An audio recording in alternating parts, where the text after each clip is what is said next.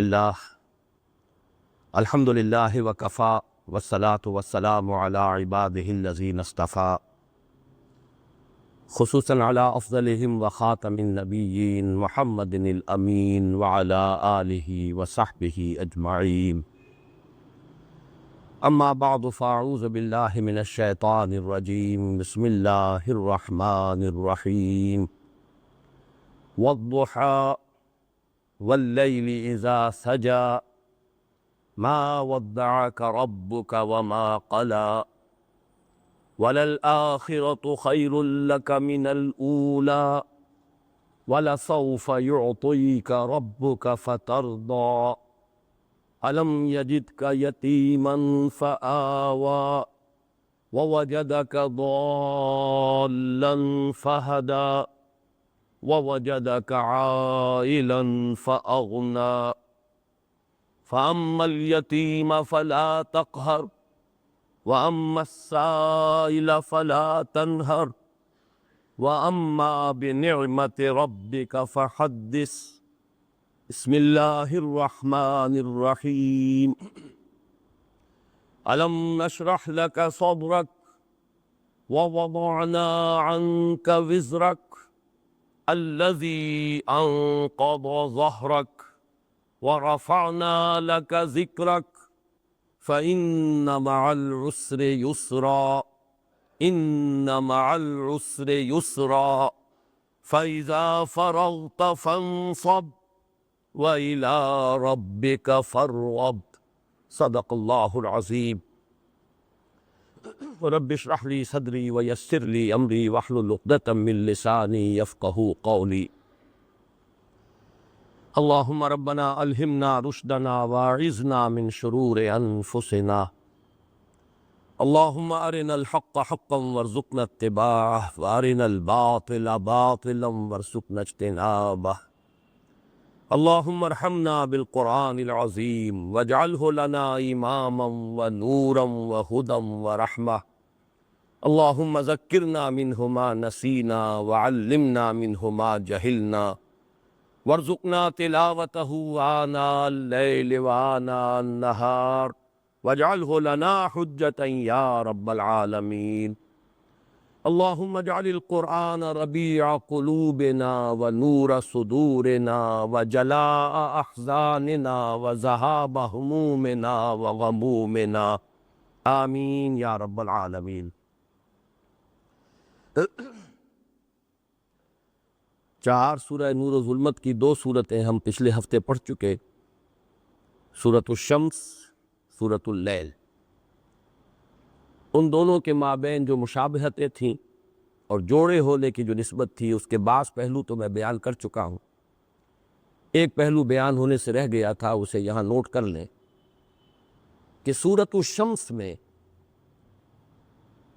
جو دنیاوی عذاب آتا ہے اللہ کی طرف سے کسی قوم پر، یا آتا تھا کہیے، اس لیے کہ اب نبوت اور رسالت کا سلسلہ بند ہو چکا ہے، تو جب کسی قوم کی طرف کسی نبی یا رسول کو بھیجا جاتا تھا لیکن قوم رد کر دیتی تھی اس کی دعوت کو، تو جو عذاب استیصال، وہ عذاب کے جو جڑ سے اکھیڑ دینے والا عذاب، نسیم منسیہ کر دینے والا عذاب جو دنیا میں آتا تھا، عذاب دنیاوی، اس کا ذکر ہے۔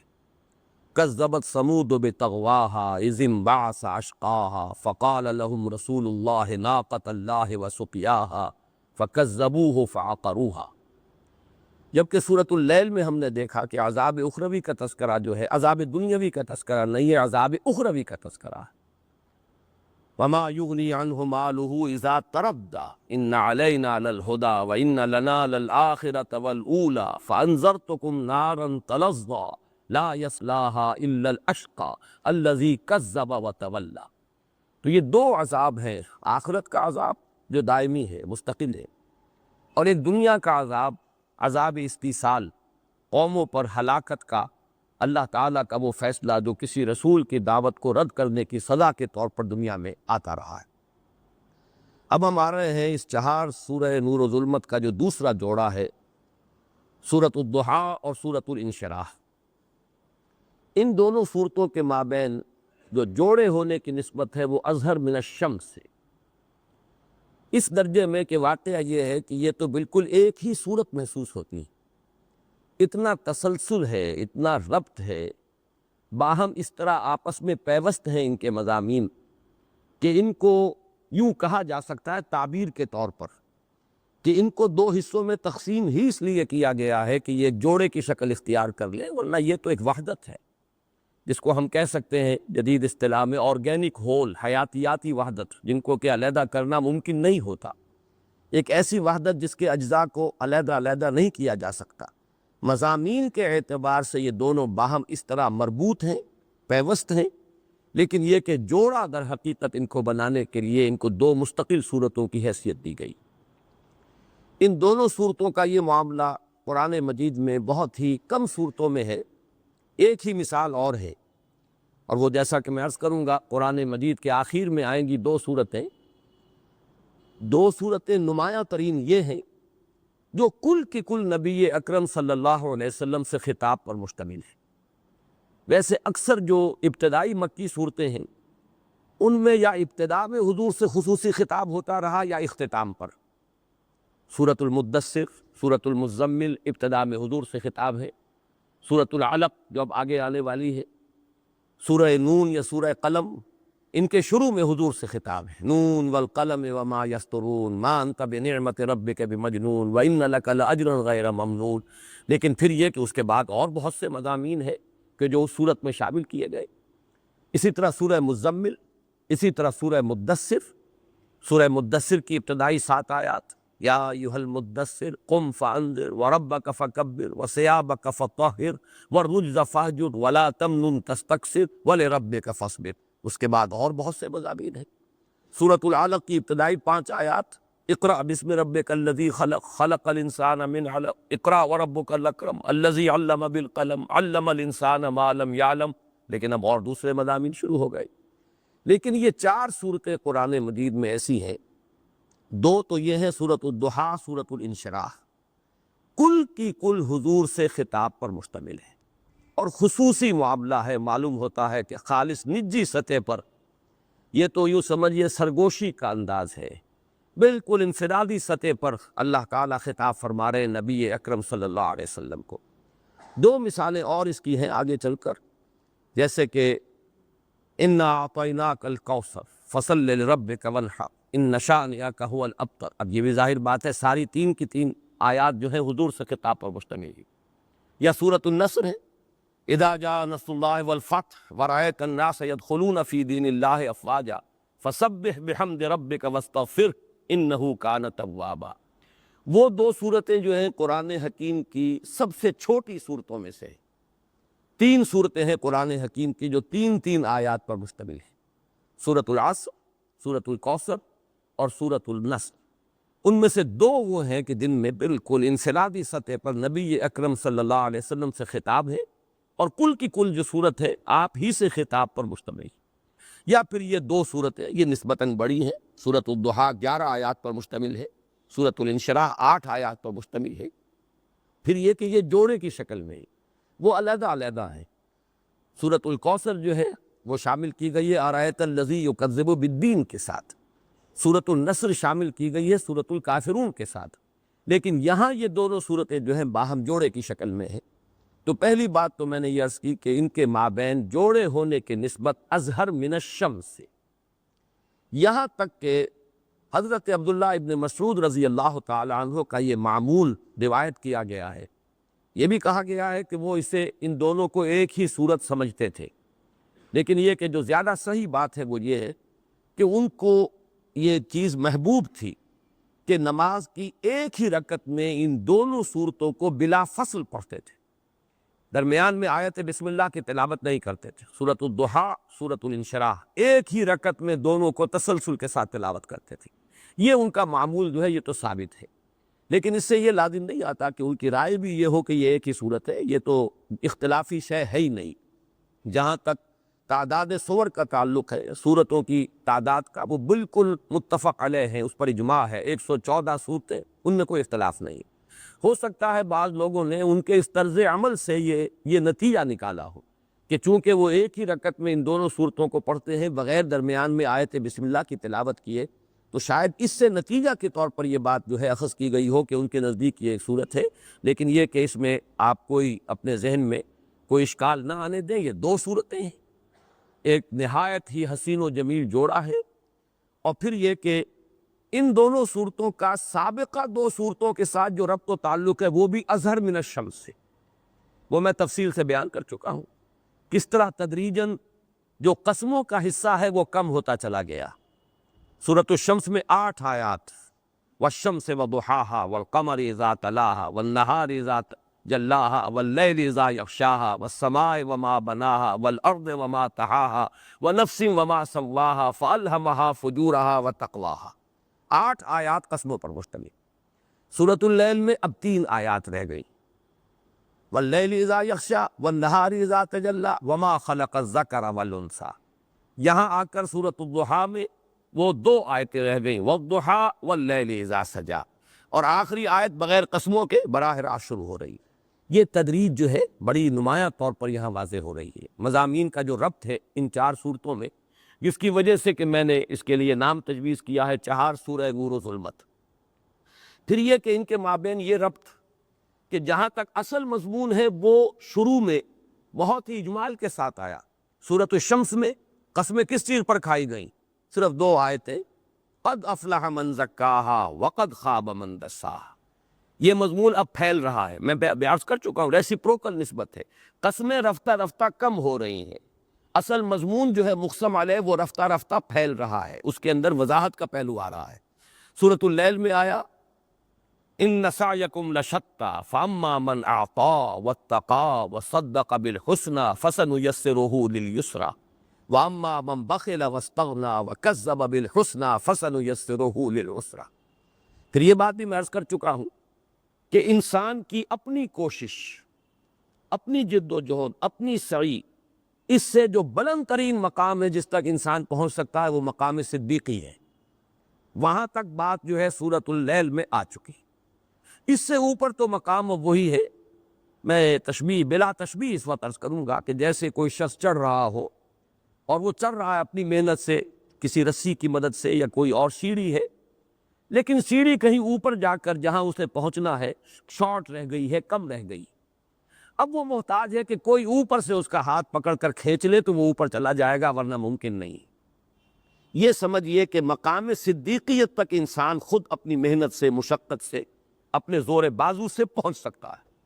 اوپر کا مرتبہ جو ہے مرتبہ نبوت، وہ تو خالص وہبی ملکہ ہے، وہ اللہ کی طرف سے عطا کی جانے والی شے تھی، وہ اکتسابی شے تھی ہی نہیں، وہ تو پھر اوپر سے کوئی ہاتھ پکڑ کر کھینچے تو وہ مرتبہ جو ہے انسان کو حاصل ہو سکتا ہے، اور وہ مرتبہ ہے در حقیقت کہ جس پر گفتگو ہو رہی ہے ان 2 صورتوں میں۔ تو اس اعتبار سے بھی تدریجاً ارتقاء ہوا ہے مضمون کا، چنانچہ میں امام راضی کا یہ قول آپ کو سنا چکا ہوں کہ سورۃ واللیل سورۃ ابو بکر رضی اللہ تعالی عنہ، و سورۃ والضحیٰ سورۃ محمد صلی اللہ علیہ وسلم۔ سورۃ واللیل جو ہے وہ سورۃ صدیقیت ہے، حضرت صدیق اکبر حضرت ابو بکر رضی اللہ تعالی عنہ کی صورت ہے، اور یہ سورۃ الضحیٰ اور سورۃ الانشراح ان دونوں کو ایک ہی سمجھیے، تو یہ دونوں در حقیقت سورۃ محمد ہیں صلی اللہ علیہ وسلم۔ یہاں تو ساری گفتگو حضور سے ہو رہی، یہ ترتیب بھی میں بتا چکا ہوں کہ وہ صورت ختم ہوئی تھی سورۃ اللیل وَلَسَوْفَ يَرْضَىٰ، یہ غائب کا صیغہ ہے، اس لیے کہ صدیق سے خطاب براہ راست نہیں ہوتا، بواسطہ نبی ہوتا ہے، لیکن یہاں آیت آ رہی ہے وَلَسَوْفَ يُعْطِيكَ رَبُّكَ فَتَرْضَىٰ، یہ جو ہے خطاب کا صیغہ ہے، حضور سے براہ راست گفتگو ہو رہی ہے، اس لیے کہ نبی سے تو مخاطبہ جو ہے وہ براہ راست ہوتا ہے۔ تو ان دونوں صورتوں کا جو ربط ہے سابق دونوں صورتوں سے وہ بھی واضح ہے۔ اب تیسری بات جو میں عرض کرنا چاہتا ہوں وہ یہ ہے، قرآن حکیم کا ایک خاص وصف ہے، اس پر میں نے بھی گفتگو کی ہے، جو میرا وہ کتابچہ ہے ہماری اس پوری دعوت اور تحریک میں بڑی اساسی اہمیت کا حامل ہے، مسلمانوں پر قرآن مجید کے حقوق، اس میں میں نے بھی اس پر گفتگو کی ہے، اور مولانا اصلاحی صاحب نے بھی، جو تدبر قرآن نامی کتاب تھی جو ابتدا میں انہوں نے لکھی تھی، بہت ابتدا میں، اب وہ مبادئ تدبر قرآن کے نام سے شائع ہوتی ہے، اور یہ نام میں نے ہی اس کا تجویز کیا تھا۔ جب تفسیر لکھنی شروع کی انہوں نے تدبر قرآن کے نام سے، تو اس کتاب کے لیے علیحدہ نام میں نے تجویز کیا کہ یہ مبادئ تدبر قرآن ہے۔ اس میں انہوں نے اپنے عالمانہ انداز میں بحث کی ہے، اور وہ یہ نکتہ ہے کہ قرآن حکیم ایک ایسی کتاب ہے جس میں بیک وقت دو متضاد چیزیں جمع ہیں۔ ایک اعتبار سے یہ آسان ترین کتاب ہے، وَلَقَدْ يَسَّرْنَا الْقُرْآنَ لِلذِّكْرِ فَهَلْ مِن مُدَّكِرٍ، ہم نے اس قرآن کو تذکر کے لیے، نصیحت اخذ کرنے کے لیے، رہنمائی حاصل کرنے کے لیے نہایت آسان کر دیا ہے، تو ہے کوئی جو نصیحت اخذ کرنا چاہے؟ ظاہر بات ہے کہ ایسا اوپن چیلنج جو ہے اسی وقت تھرو کیا جا سکتا تھا جبکہ کتاب آسان ہوتی۔ کتاب مشکل ہوتی تو پھر تو بڑے ذہین لوگوں ہی کے سمجھنے کی بات تھی، بہت ہی جو عقلی صلاحیتیں اور استدلال کی قوت جو ہے اس سے مسلح ہو تو پھر وہی مخاطب ہو سکتے تھے، اہل منطق، اہل فلسفہ یا اہل سائنس ہی اس کے مخاطب ہو سکتے تھے، پھر عام انسان تو مخاطب نہیں ہو سکتا تھا۔ لیکن یہ چیلنج ہے وَلَقَدْ يَسَّرْنَا الْقُرْآنَ لِلذِّكْرِ فَهَلْ مِن مُدَّكِرٍ۔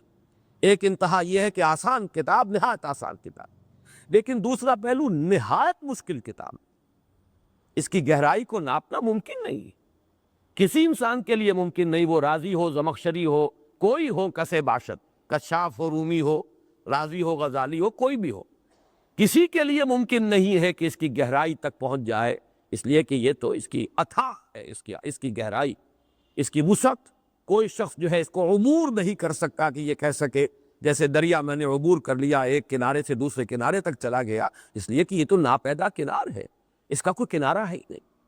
اس اعتبار سے تدبر قرآن کے اعتبار سے یہ مشکل ترین کتاب ہے، اور تذکر بالقرآن کے اعتبار سے یہ آسان ترین کتاب ہے۔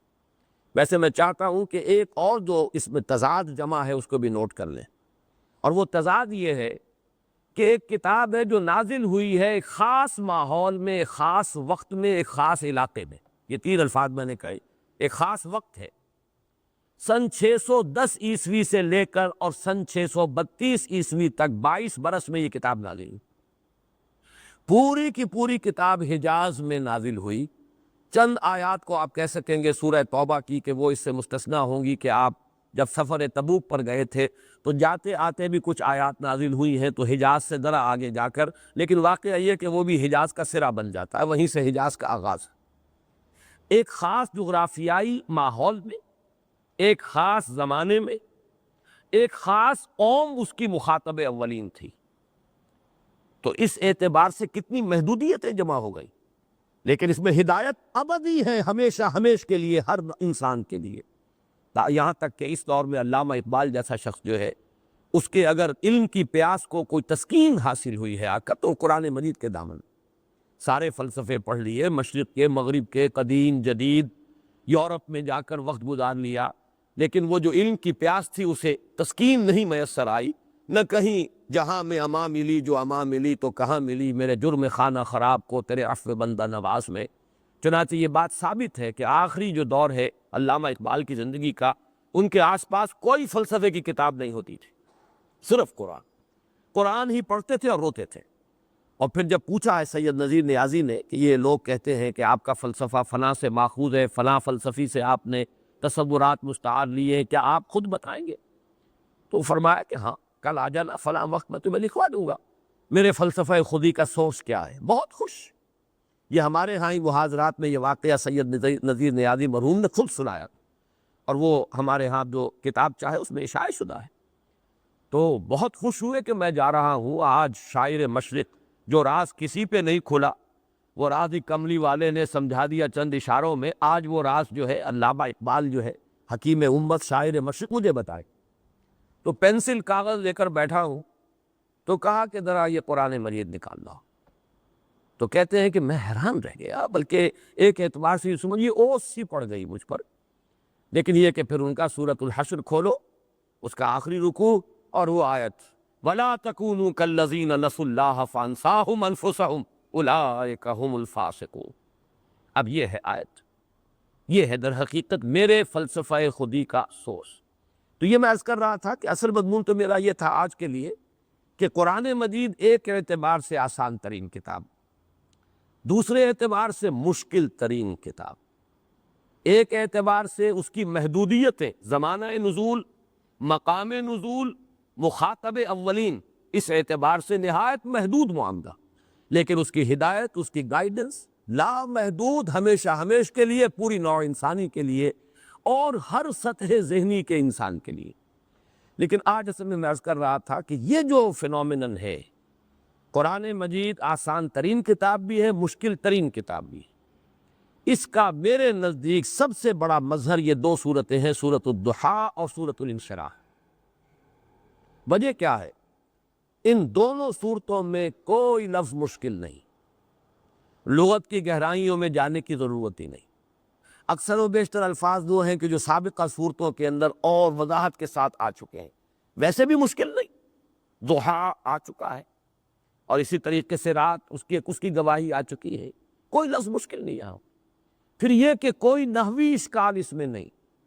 یوں سمجھیے کہ جسے ہم کہتے ہیں کہ ہر زبان کا جو سب سے اونچا ادب ہوتا ہے اسے سہل ممتنع کہتے ہیں۔ بات بہت اونچی کہی جائے لیکن سادہ ترین زبان میں اور سادہ ترین الفاظ میں، آسان ترین زبان میں، اور یہی مشکل ہے۔ اصل میں مشکل مضامین کو ثقیل اصطلاحات میں، ثقیل زبان میں بیان کرنا آسان ہے، لیکن بلند مضامین کو آسان زبان میں بیان کرنا مشکل ہے۔ اس اعتبار سے سہل ممتنع کہا جاتا ہے وہ اشعار یا وہ عبارت ہے کہ جو بہت سادہ ہو لیکن بہت گہری۔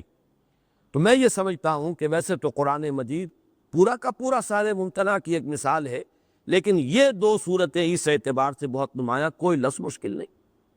معلوم ہوتا ہے کہ صاف سا ترجمہ ہر شخص کر لے گا، لیکن یہ ہے کہ جبکہ نہ کوئی لفظ مشکل نہ کوئی نحوی اشکال، اس کے باوجود بعض پہلو ایسے ہیں کہ جن کے اعتبار سے نہایت مشکل سوالات سامنے آتے ہیں۔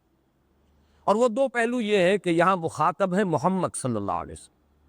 آپ کا مقام، آپ کا مرتبہ، زبان لڑکھڑاتی ہے آپ کے لیے لفظ ضال استعمال کرنا۔ وہ کیا تھا بوجھ جو آپ پر پڑا ہوا تھا؟ الذی انقض ظہرک، جو آپ کی کمر کو توڑے دے رہا تھا، وہ کون سا بوجھ تھا؟ کیا مشقت تھی؟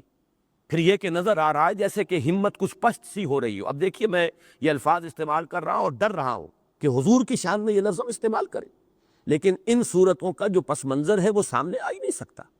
جیسے کچھ بددلی سی ہے، جیسے کچھ مایوسی سی ہے، جیسے کچھ حوصلہ پست ہو رہا ہے، جیسے کچھ ہمت جواب دے رہی ہے، جیسے کوئی اعصابی اضمحلال ہے۔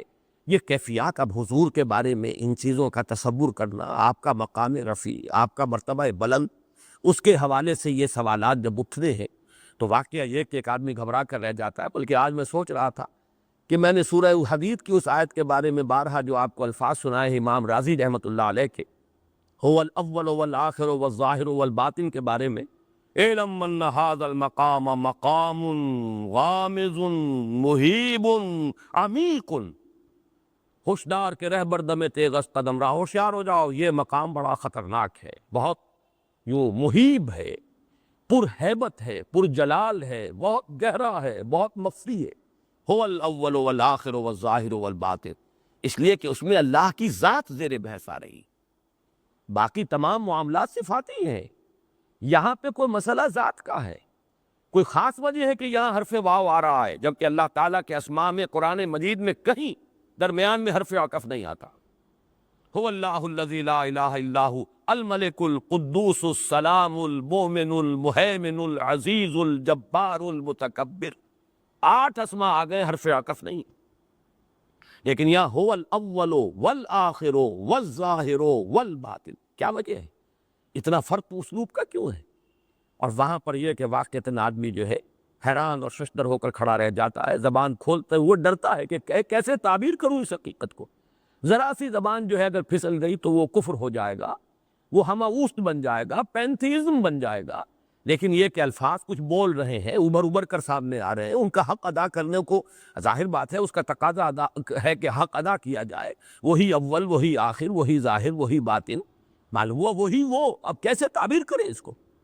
تو جیسے وہ مقام ہے جس کے بارے میں وہ الفاظ کہ اعلم ان ھذا المقام مقام غامض محیب عمیق، اسی طرح کا مقام یہ ہے میرے نزدیک سورۃ الضحیٰ اور سورۃ الانشراح۔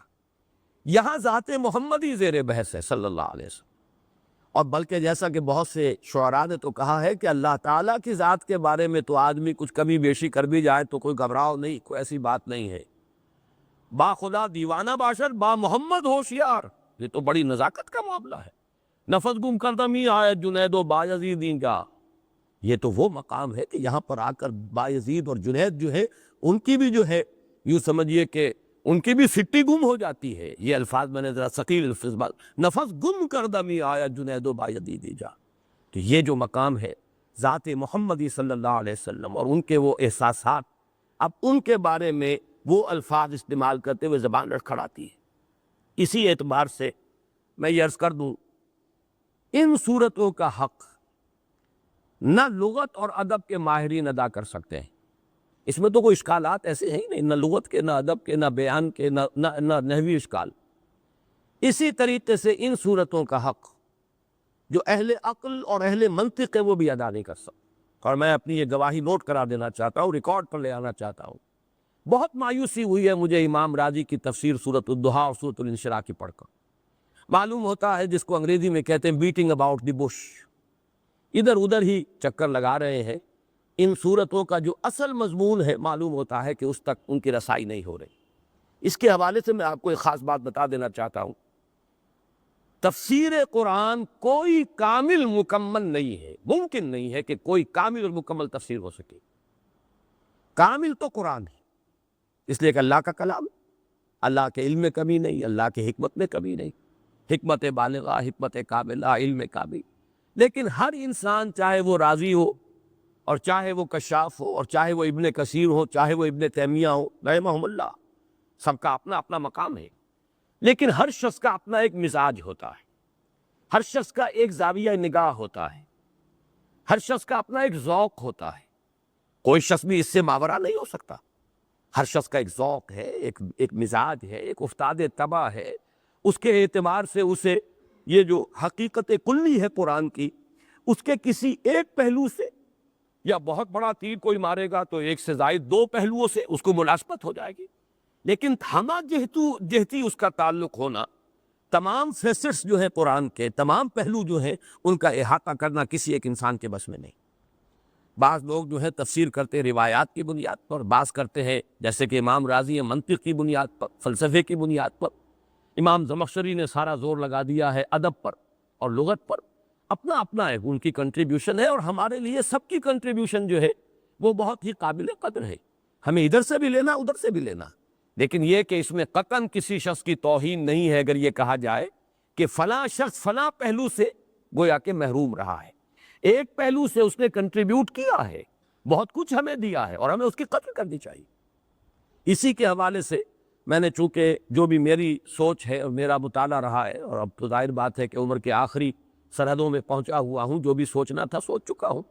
لیکن یہ کہ میں نے اپنی سوچ کے بھی 4 اینگلز جو ہیں وہ بتائے ہیں کہ میں نے 4 گوشوں سے استفادہ کیا. قرآن مجید کا ایک پہلو ہے تحریک، انقلاب، حرکت. یہ مولانا ابوالکلام آزاد اور مولانا مودودی، ان دونوں نے در حقیقت قرآن کے اس پہلو کو نمایاں کیا. بہت بڑی کنٹریبیوشن ہے. قرآن کا ایک پہلو یہ ہے اس کا اسلوب، اس کا باہمی ربط، اس کے الفاظ، اس کی آیات کا آپس میں ربط، سورتوں کا آپس میں ربط، سورتوں کے گروپ بنے تو ان کا ربط. یہ وہ پہلو ہے جو مولانا فراہی اور مولانا اصلاحی صاحب نے اس میں بہت کچھ کنٹریبیوٹ کیا ہے. لیکن ایک ہے قرآن مجید کا اسلاف کے ساتھ اور کچھ تصوف کی چاشنی کے ساتھ، یہ جو ایسوٹیرک ایلیمنٹ ہے، باطنی جو پہلو ہے دین کا اور قرآن مجید کا، یہ جس سے کہ اہل تصوف نے جس سے زیادہ دلچسپی لی ہے وہ پہلو، اس کو ہمارے اسلاف میں سے آج کے زمانے میں سمجھتا ہوں کہ مولانا شبیر احمد عثمانی رحمۃ اللہ علیہ کے حواشی اور در حقیقت ترجمہ جو ہے ان کے استاذ کا ہے حضرت شیخ الہند کا. پھر یہ کہ قرآن مجید کے حوالے سے فکر جدید پر تنقید، کہ فکر جدید اور جدید نظریات میں کتنا حصہ غلط ہے، کتنا صحیح ہے. یہ تو ظاہر بات ہے وہی شخص کر سکتا تھا جس نے جدید فلسفہ اور فقہ پڑھا. یہ عام علماء کے بس کا ہوگی نہیں جنہوں نے وہ پڑھا ہی نہیں، اس کوچے میں ان کا گزر ہی نہیں، انہیں پتہ ہی نہیں برٹرینڈ رسل کیا کہتا ہے اور آئنسٹائن کس بلا کا نام ہے. تو ظاہر بات ہے کہ ان کے نظریات میں کتنی چیز جو ہے وہ صحت پر مبنی ہے، فرائیڈ کیا کہتا ہے اور مارکس کا فلسفہ کیا ہے. یہ تو وہی کہیں گے جنہوں نے اس کوچے کے اندر خاک چھانی ہو. اس میں یہ ہے کہ علامہ اقبال اور ڈاکٹر رفیع الدین، یہ دو اصل میں دو کے جوڑے ہیں، ڈاکٹر اقبال، ڈاکٹر رفیع الدین، مولانا فراہی، مولانا اصلاحی، مولانا ابوالکلام، مولانا ابوالعالی، شیخ الہند، شیخ الاسلام، 2 شیخین دو ڈاکٹرز، دکترین عربی میں آپ اسے کہیں گے، دو ابوین، ابو الکلام ابو الاعلیٰ، اور دو یہ جن کی نسبت جو ہے فراہی اصلاحی یا نسبتی جن کے ناموں میں آ رہا ہے، تو یہ ہے جس سے کہ استفادہ کیا ہے۔ تو میں نے آج یہ بات دوبارہ اس لیے دہرا دی ہے کہ جو بھی طالب علم ہے قرآن کا، اسے یہ اصول کے طور پر سمجھ لینا چاہیے کہ جب تک وہ پینورامک نہیں بنائے گا اپنے ویو کو، اگر کسی ایک ہی شخص کے ساتھ یا ایک ہی شخصیت کے ساتھ یا ایک ہی تفسیر یا ایک ہی مفسر کے ساتھ اس نے اپنے آپ کو نتھی کر لیا، تو گویا کہ وہ محروم کر رہا ہے اپنے آپ کو قرآن مجید کے دوسرے پہلوؤں سے کہ جو اس مصنف یا مفسر کے ذوق سے زیادہ مناسبت نہیں رکھتا تھا، لہذا اس نے اس پر توجہ نہیں کی۔ زیادہ سے زیادہ پینورامک بنانے کی کوشش کرنی چاہیے۔ تو یہ جو میں نے عرض کیا تھا کہ ان دونوں صورتوں کا حق نہ ادب و لغت کے حوالے سے ادا کیا جا سکتا ہے، نہ عقل و منطق کے حوالے سے، بلکہ ان دونوں کا خاص معاملہ وہ ہے کہ جو صوفیاء، تصوف کا ذوق رکھنے والے متصوفین، انہوں نے، اور اس لیے وہ در حقیقت علم النفس اور نفسیات انسانی کے سب سے بڑے ماہر ہمارے صوفیاء تھے، اس میں کوئی شک نہیں۔ جدید نفسیات کے ماہرین تو پانی بھریں گے ان کے سامنے، اس لیے کہ وہ تو در حقیقت انسان کے صرف ایک پہلو سے واقف ہیں، وہ انسان کے صرف اینیمل بینگ جو ہے اس کی جو نفسیات ہے اس کو جاننے والے ہیں، اس سے آگے نہیں۔ اصل انسان، ایک کل انسان، پورا انسان، the whole man, the whole human being, یہ تو ان کے سامنے ہے ہی نہیں، وہ اس کے روحانی وجود سے واقف ہی نہیں، وہ تو در حقیقت صرف اس کے جو حیوانی وجود ہے اسی کو انہوں نے اپنی گفتگو کا موضوع بنایا، ریسرچ کا موضوع بنایا، تحقیق و تجسس کا موضوع بنایا، لہذا وہ تو بہت ہی پیچھے ہیں۔ لیکن یہ ہے کہ اس میں جو ہمارے صوفیاء کرام ہیں انہوں نے اس کو سمجھا ہے، بلکہ آج مجھے ایک فارسی کا مصرع یاد آیا، بڑا پیارا ہے، چو معاملہ نہ دارد سخن آشنا نہ باشد۔ اگر کسی کے اپنے دل میں وہ محبت کی آگ کبھی لگی نہ ہو، اس کی جو گفتگو ہوگی، اس کی جو بات ہوگی، اس میں وہ آشنائی کا انداز ہوگا ہی نہیں۔ یہ تو جس کا اپنا تجربہ ہو کچھ، وہ جب بات کرتا ہے تو پھر اسے اس محسوس ہوتا ہے کہ یہ شخص جانتا ہے، یہ اس کوچے سے گزرا ہے، یہ اس کی اپنی واردات قلبیاں ہیں، یہ احساسات جو ہیں ان کا اسے تجربہ ہوا ہے۔ جو معاملہ نہ باشد، جس کا کوئی معاملہ ہوا ہی نہیں کبھی، سخن آشنا نہ باشد، وہ اوپری باتیں کرتا رہے گا، سطحی سی باتیں ہوں گی، اوپر سے نکل جائیں گی، معلوم ہوگا کہ بڑی بھاری بھرکم باتیں ہو رہی ہیں، بڑی فلسفیانہ باتیں ہو رہی ہیں، لیکن وہ کہیں دل میں اترے گی نہیں، وہ پیئرس کرنے کی صلاحیت ان میں نہیں ہوگی۔ چو معاملہ نہ باشد سخن آشنا، چو معاملہ نہ دارد سخن آشنا نہ باشد۔ تو یہ معاملہ جو ہے میں خاص طور پر میں آپ کو بتاؤں گا کہ مجھے جو ان صورتوں کے ضمن میں جو خصوصی رہنمائی ملی ہے وہ ان چاروں سورسز میں سے کسی سے نہیں، بلکہ یہ تفسیر مظہری، جس کے مصنف اور مفسر جو ہیں قاضی ثناء اللہ پانی پتی، وہ سلسلہ مجددیہ نقشبندیہ کے ایک بہت بڑے بزرگ ہیں جو گزرے ہیں ماضی قریب میں، زیادہ پرانے نہیں ہیں۔ میرزا مظہر جانے جانا شہید رحمت اللہ علیہ کے یہ خلیفہ تھے، قاضی ثناء اللہ پانی پتی۔ لیکن یہ نوٹ کیجئے، ایک ہمارے ہی دور میں بھی ثناء اللہ امرتسری رحمہ اللہ، انہوں نے تفسیر لکھی، لیکن انہوں نے اپنی تفسیر کا نام رکھا تفسیر ثنائی، اپنے نام سے۔ ایک یہ ثناء اللہ ہے پانی پتی، انہوں نے اپنی تفسیر کا نام رکھا تفسیر مظہری، اپنے استاد کی طرف اسے منسوب کیا ہے، میرزا مظہر جانے جانا، اپنے نام کی طرف نسبت نہیں دی۔ اسی سے اندازہ ہو جاتا ہے کہ احساسات میں اور نقطہ نظر میں کتنا فرق ہے، ان کا ذوق کیا ہے، وہ سب کچھ منسوب کر رہے ہیں اپنے علم کو اپنے استاد کی طرف۔ آج ہم جو ہے وہ سب کچھ منسوب کرنا چاہتے ہیں اپنی طرف، کہ معلوم ہوتا ہے سب کچھ مجھ ہی پر منکشف ہوا ہے، شاید یہ براہ راست وہی جو ہے مجھ پر ہوئی ہے۔ لیکن جبکہ ہمارے اسلاف کا انداز بالکل مختلف تھا کہ وہ تو یہ سمجھتے تھے کہ جو بھی کچھ ہے وہ ہمیں اپنے اساتذہ سے، اپنے مرشدین سے ملا ہے، ہم تو ان کی خاک پا کے برابر ہیں۔ تو انہوں نے تفسیر کا نام تفسیر مظہری رکھا ہے۔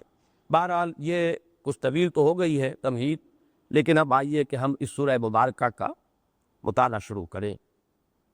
وَالضُّحَىٰ وَاللَّيْلِ إِذَا سَجَىٰ مَا وَدَّعَكَ رَبُّكَ وَمَا قَلَىٰ۔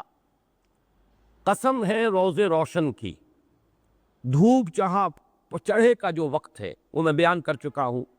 صلاۃ الضحیٰ تقریباً 10 بجے 11 بجے، یعنی زوال سے متصلاً قبل جو ہے صلاۃ الضحیٰ ہے، 10 بجے کا وقت۔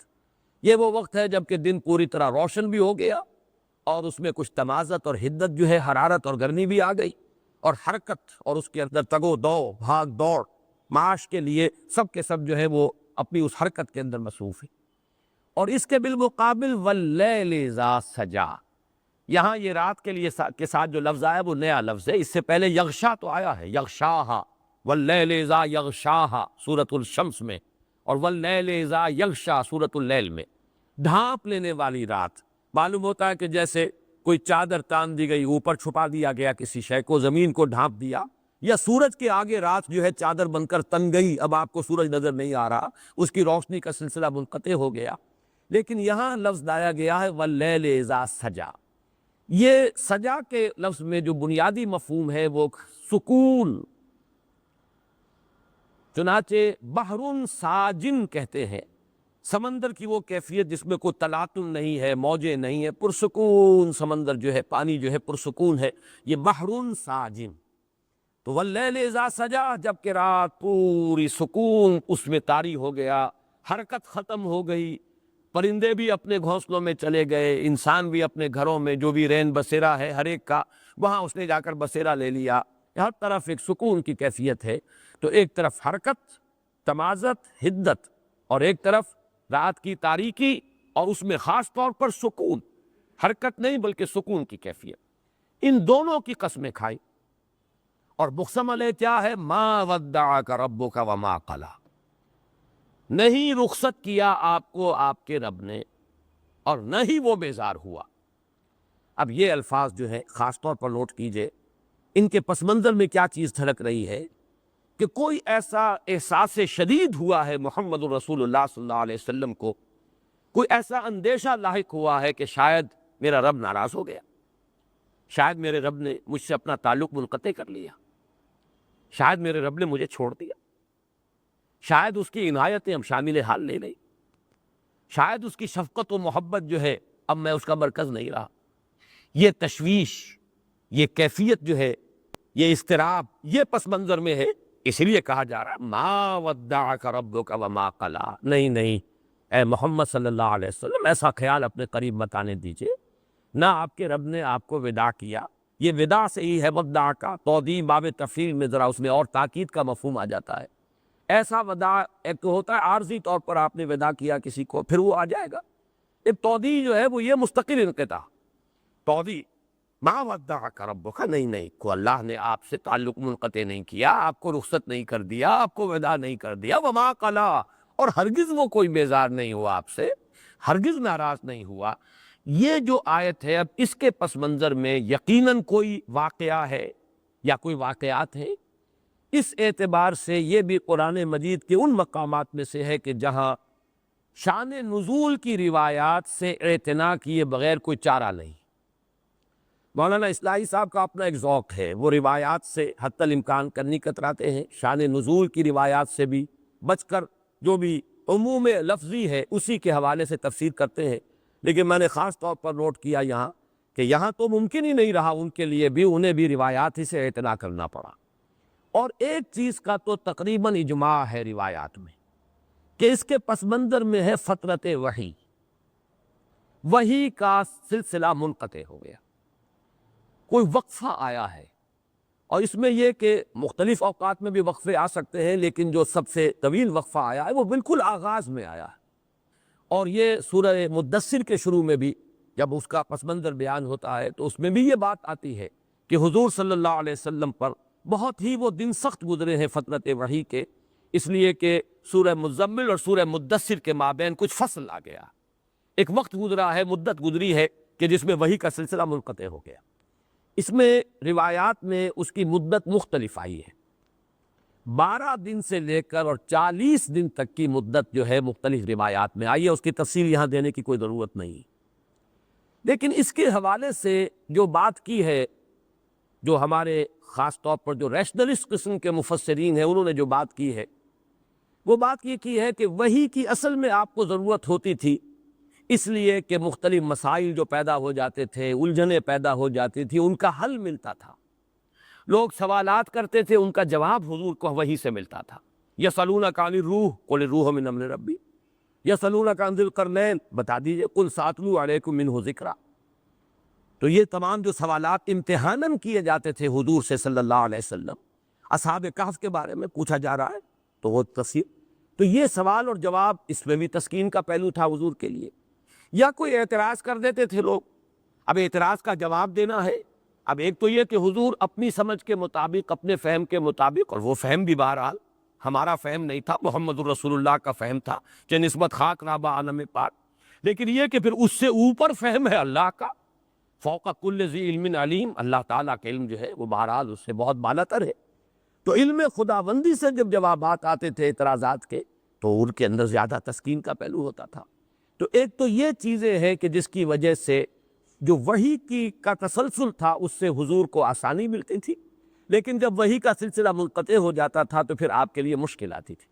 اسی کے لیے میں عرض کر رہا ہوں کہ قرآن مجید میں سورہ ہود میں اور سورۃ الفرقان میں یہ جو مضمون آیا ہے کہ اس وحی کے ذریعے سے، قرآن کے ذریعے سے، اے نبی ہم آپ کے دل کو، قلب مبارک کو تثبیت عطا کرتے ہیں۔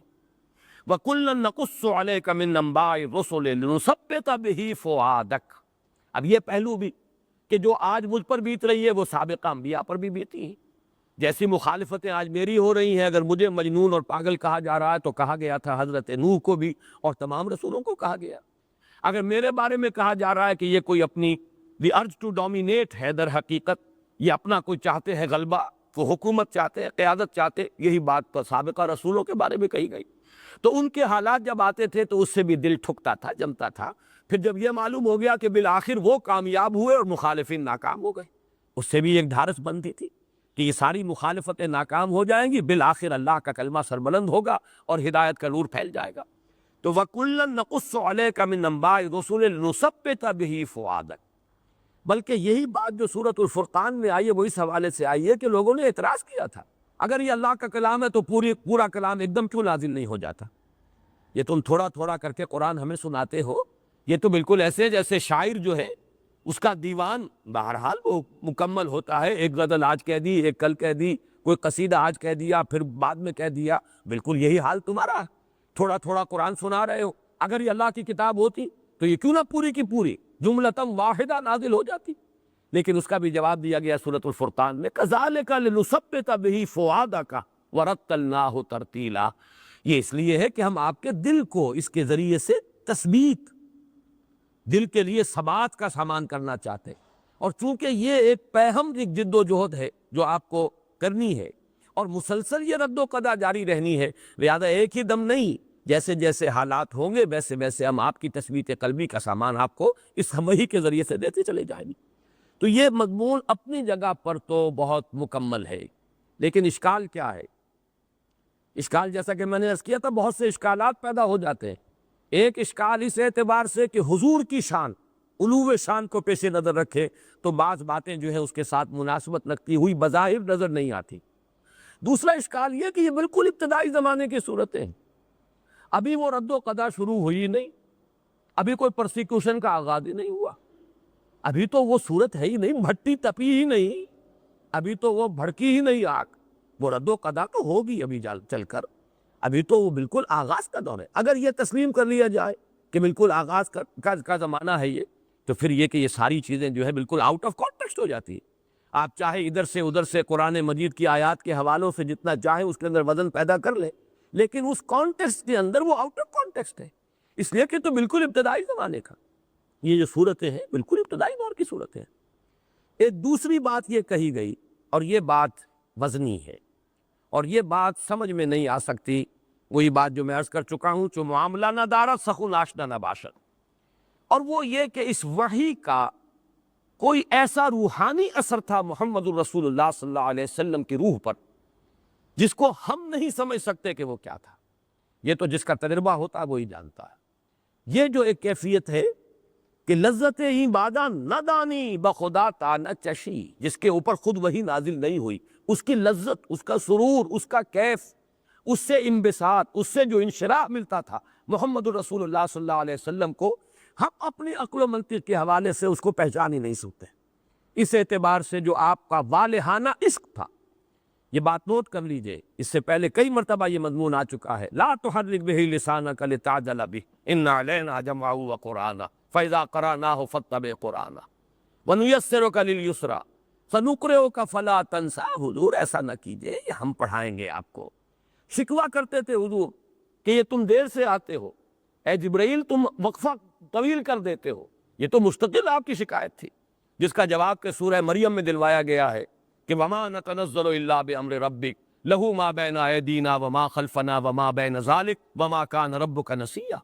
اے نبی ہم اپنی مرضی سے نازل ہو ہی نہیں سکتے، تو آپ کے رب کا حکم ہوتا ہے تو ہم آتے، ہم اپنے اختیار سے نہیں آتے، اس لیے کہ ہمارے سامنے جو کچھ ہے اس کا اختیار بھی اللہ کے ہاتھ میں، جو ہمارے پیچھے ہے اس کا اختیار بھی اللہ کے ہاتھ میں، جو دونوں کے مابین ہے اس کا اختیار بھی اللہ کے ہاتھ میں۔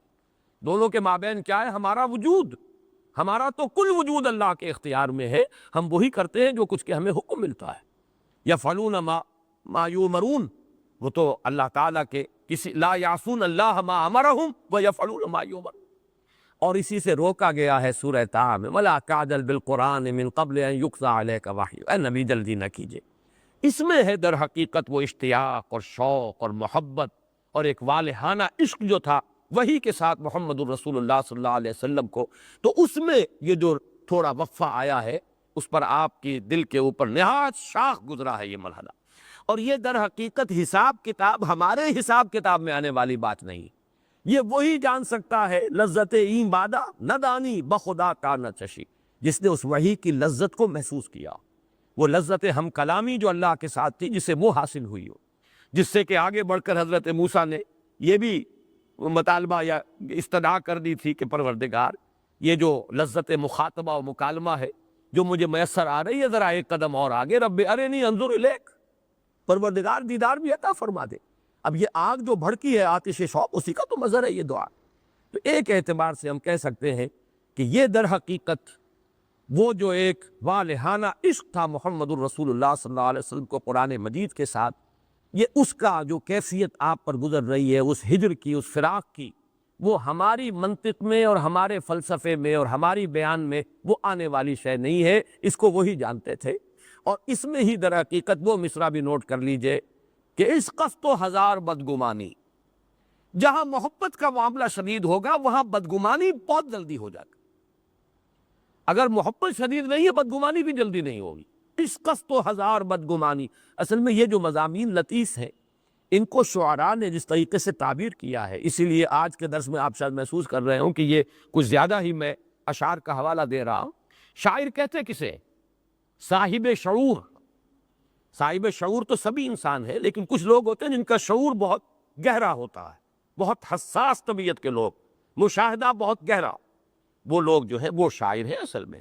بالقوہ ہر صاحب شعور جو ہے وہ شاعر ہے، بالقوہ پوٹینشلی۔ ویسے ہم شاعر کا اطلاق کرتے ہیں اس شخص پر جو شعر کہتا ہو، لیکن در حقیقت شاعر تو ہر وہ شخص ہے جو صاحب شعور ہے، جس کی شعور کی گہرائی ہے، ایکویٹی آف ویژن اور انڈرسٹینڈنگ اور احساس جو ہے اس کا وہ جو ہے وہ زندہ ہو اور چاق و چوبند ہو۔ اس اعتبار سے میں یہ ذرا آج جو ہے کچھ اشعار اور جو مصرے ہیں ان کی مدد لے رہا ہوں بات کو سمجھانے کے لیے کہ اس قصد و ہزار بدگمانی ما ودعک ربک وما قلی۔ اے نبی قطعاً یہ بدگمانی آپ نہ کیجئے، یہ آپ کے اس محبت کی در حقیقت گہرائی اور والہانہ پن جو ہے یہ اس کا مظہر ہے کہ یہ تھوڑا سا وقفہ وحی کا آیا ہے اور آپ نے یہ محسوس کر لیا، یا آپ کو یہ اندیشہ ہو گیا کہ کہیں میرے رب نے مجھے چھوڑ تو نہیں دیا، کہیں میرے رب نے مجھ سے اپنا تعلق منقطع تو نہیں کر لیا، کہیں میں اب اس کا مورد الطاف و عنایات تو نہیں رہا، کوئی ایسی صورت تو نہیں۔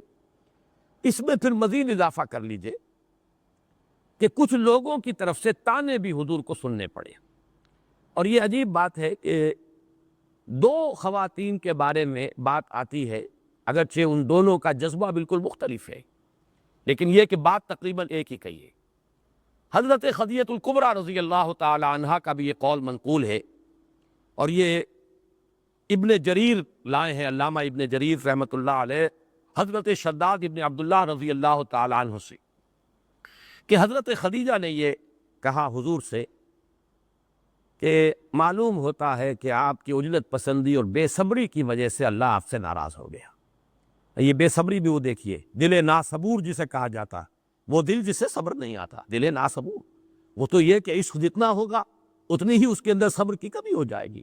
والہانہ پن جو ہے اس کی وجہ سے حضرت خدیجہ نے یہ کہا، معلوم ہوتا ہے کہ اللہ آپ کی اس بے صبری، اور اب یہ میں الفاظ کوٹ کر رہا ہوں، ہم یہ لفظ استعمال نہیں کر سکتے حضور کے لیے، اس لیے میں نے حوالہ دے دیا علامہ ابن جریر طبری، اور وہ بھی اس کو شداد ابن عبداللہ رضی اللہ تعالی عنہ سے کوٹ کر رہے ہیں کہ آپ کی بے صبری کی وجہ سے اللہ تعالیٰ آپ سے ناراض ہو گیا۔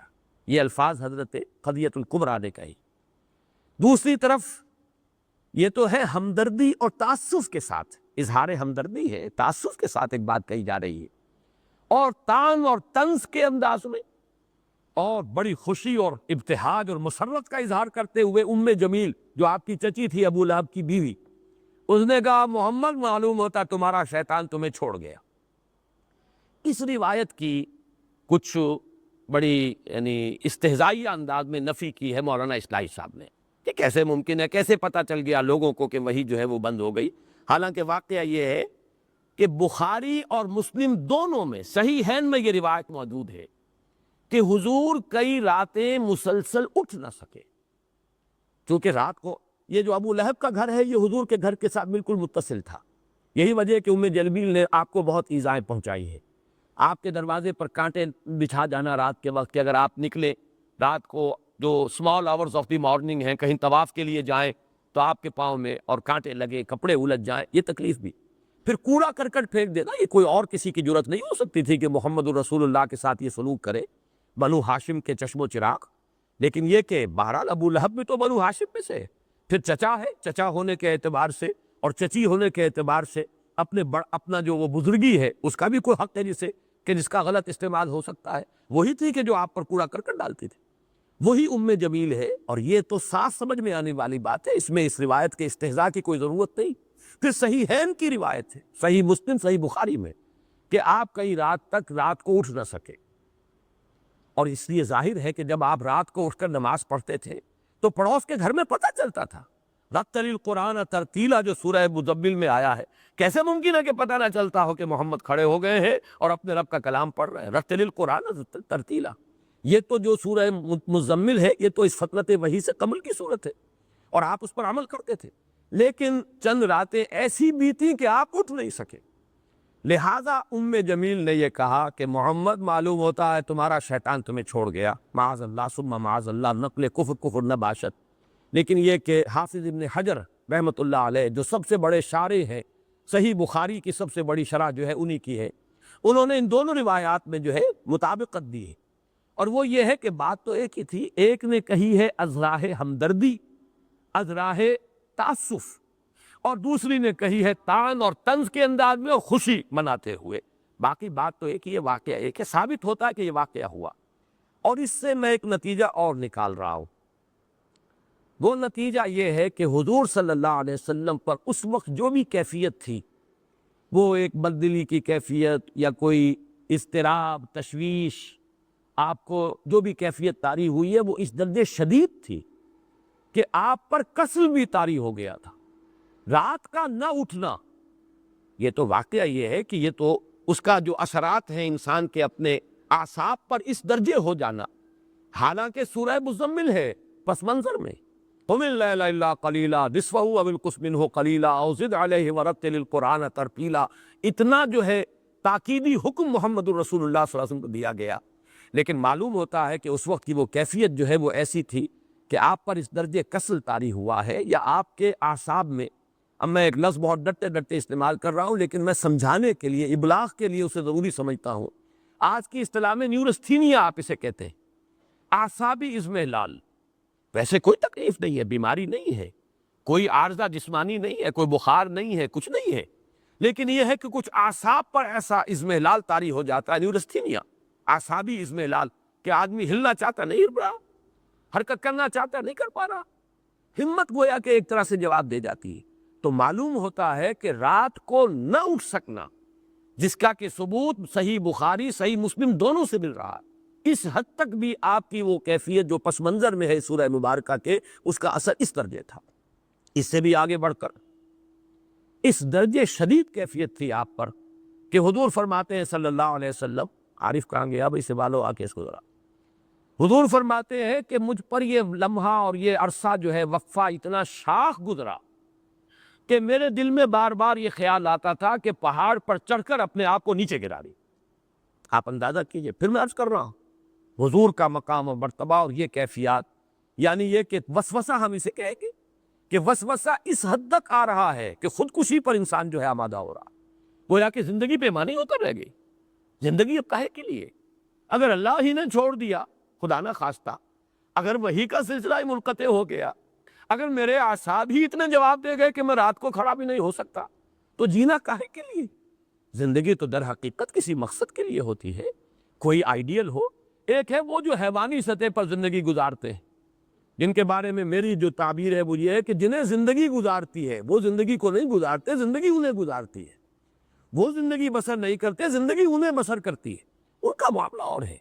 لیکن ایک وہ جس کا زندگی میں کوئی آئیڈیل ہے، کوئی محبوب ہے، کوئی اعلیٰ نصب العین ہے، کوئی مطلوب ہے، تو اس کے لیے تو زندگی جو ہے اسی اپنے نصب العین سے عبارت ہو کر رہ جاتی۔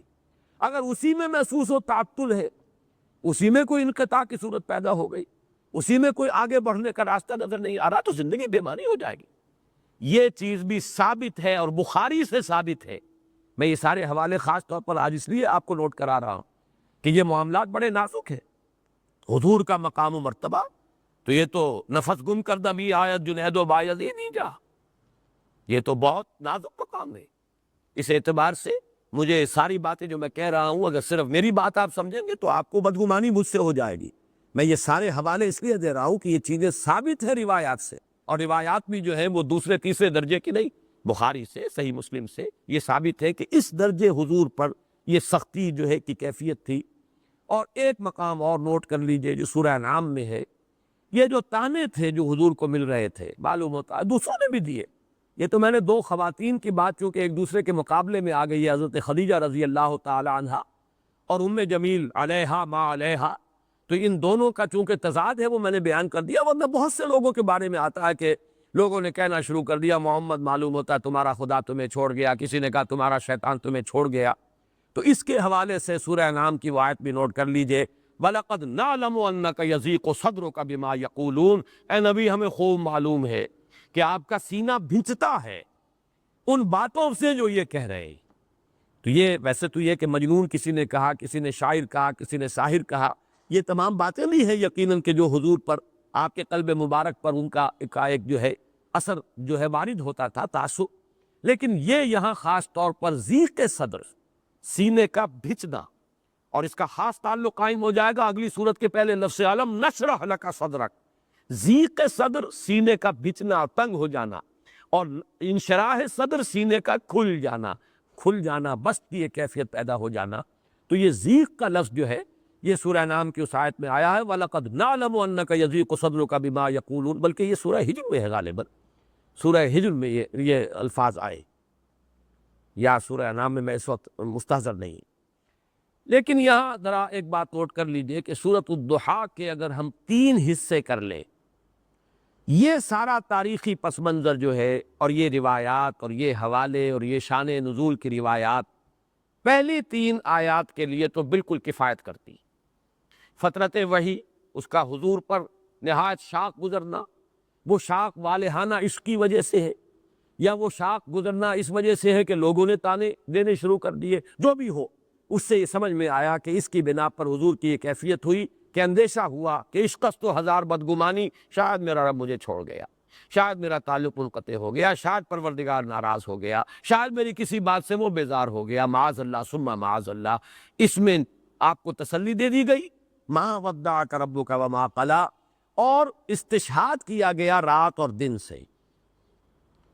دیکھیے ہمارا سارا نظام جو چل رہا ہے اس میں تضادات ہیں، روشنی بھی ضروری ہے، تاریکی بھی ضروری ہے، بلندی کا اپنا مصرف ہے اور پستی کا اپنا مقام ہے، رات کی اپنی حکمتیں اور مصلحتیں ہیں اور دن کی اپنی حکمت اور مصلحت ہیں۔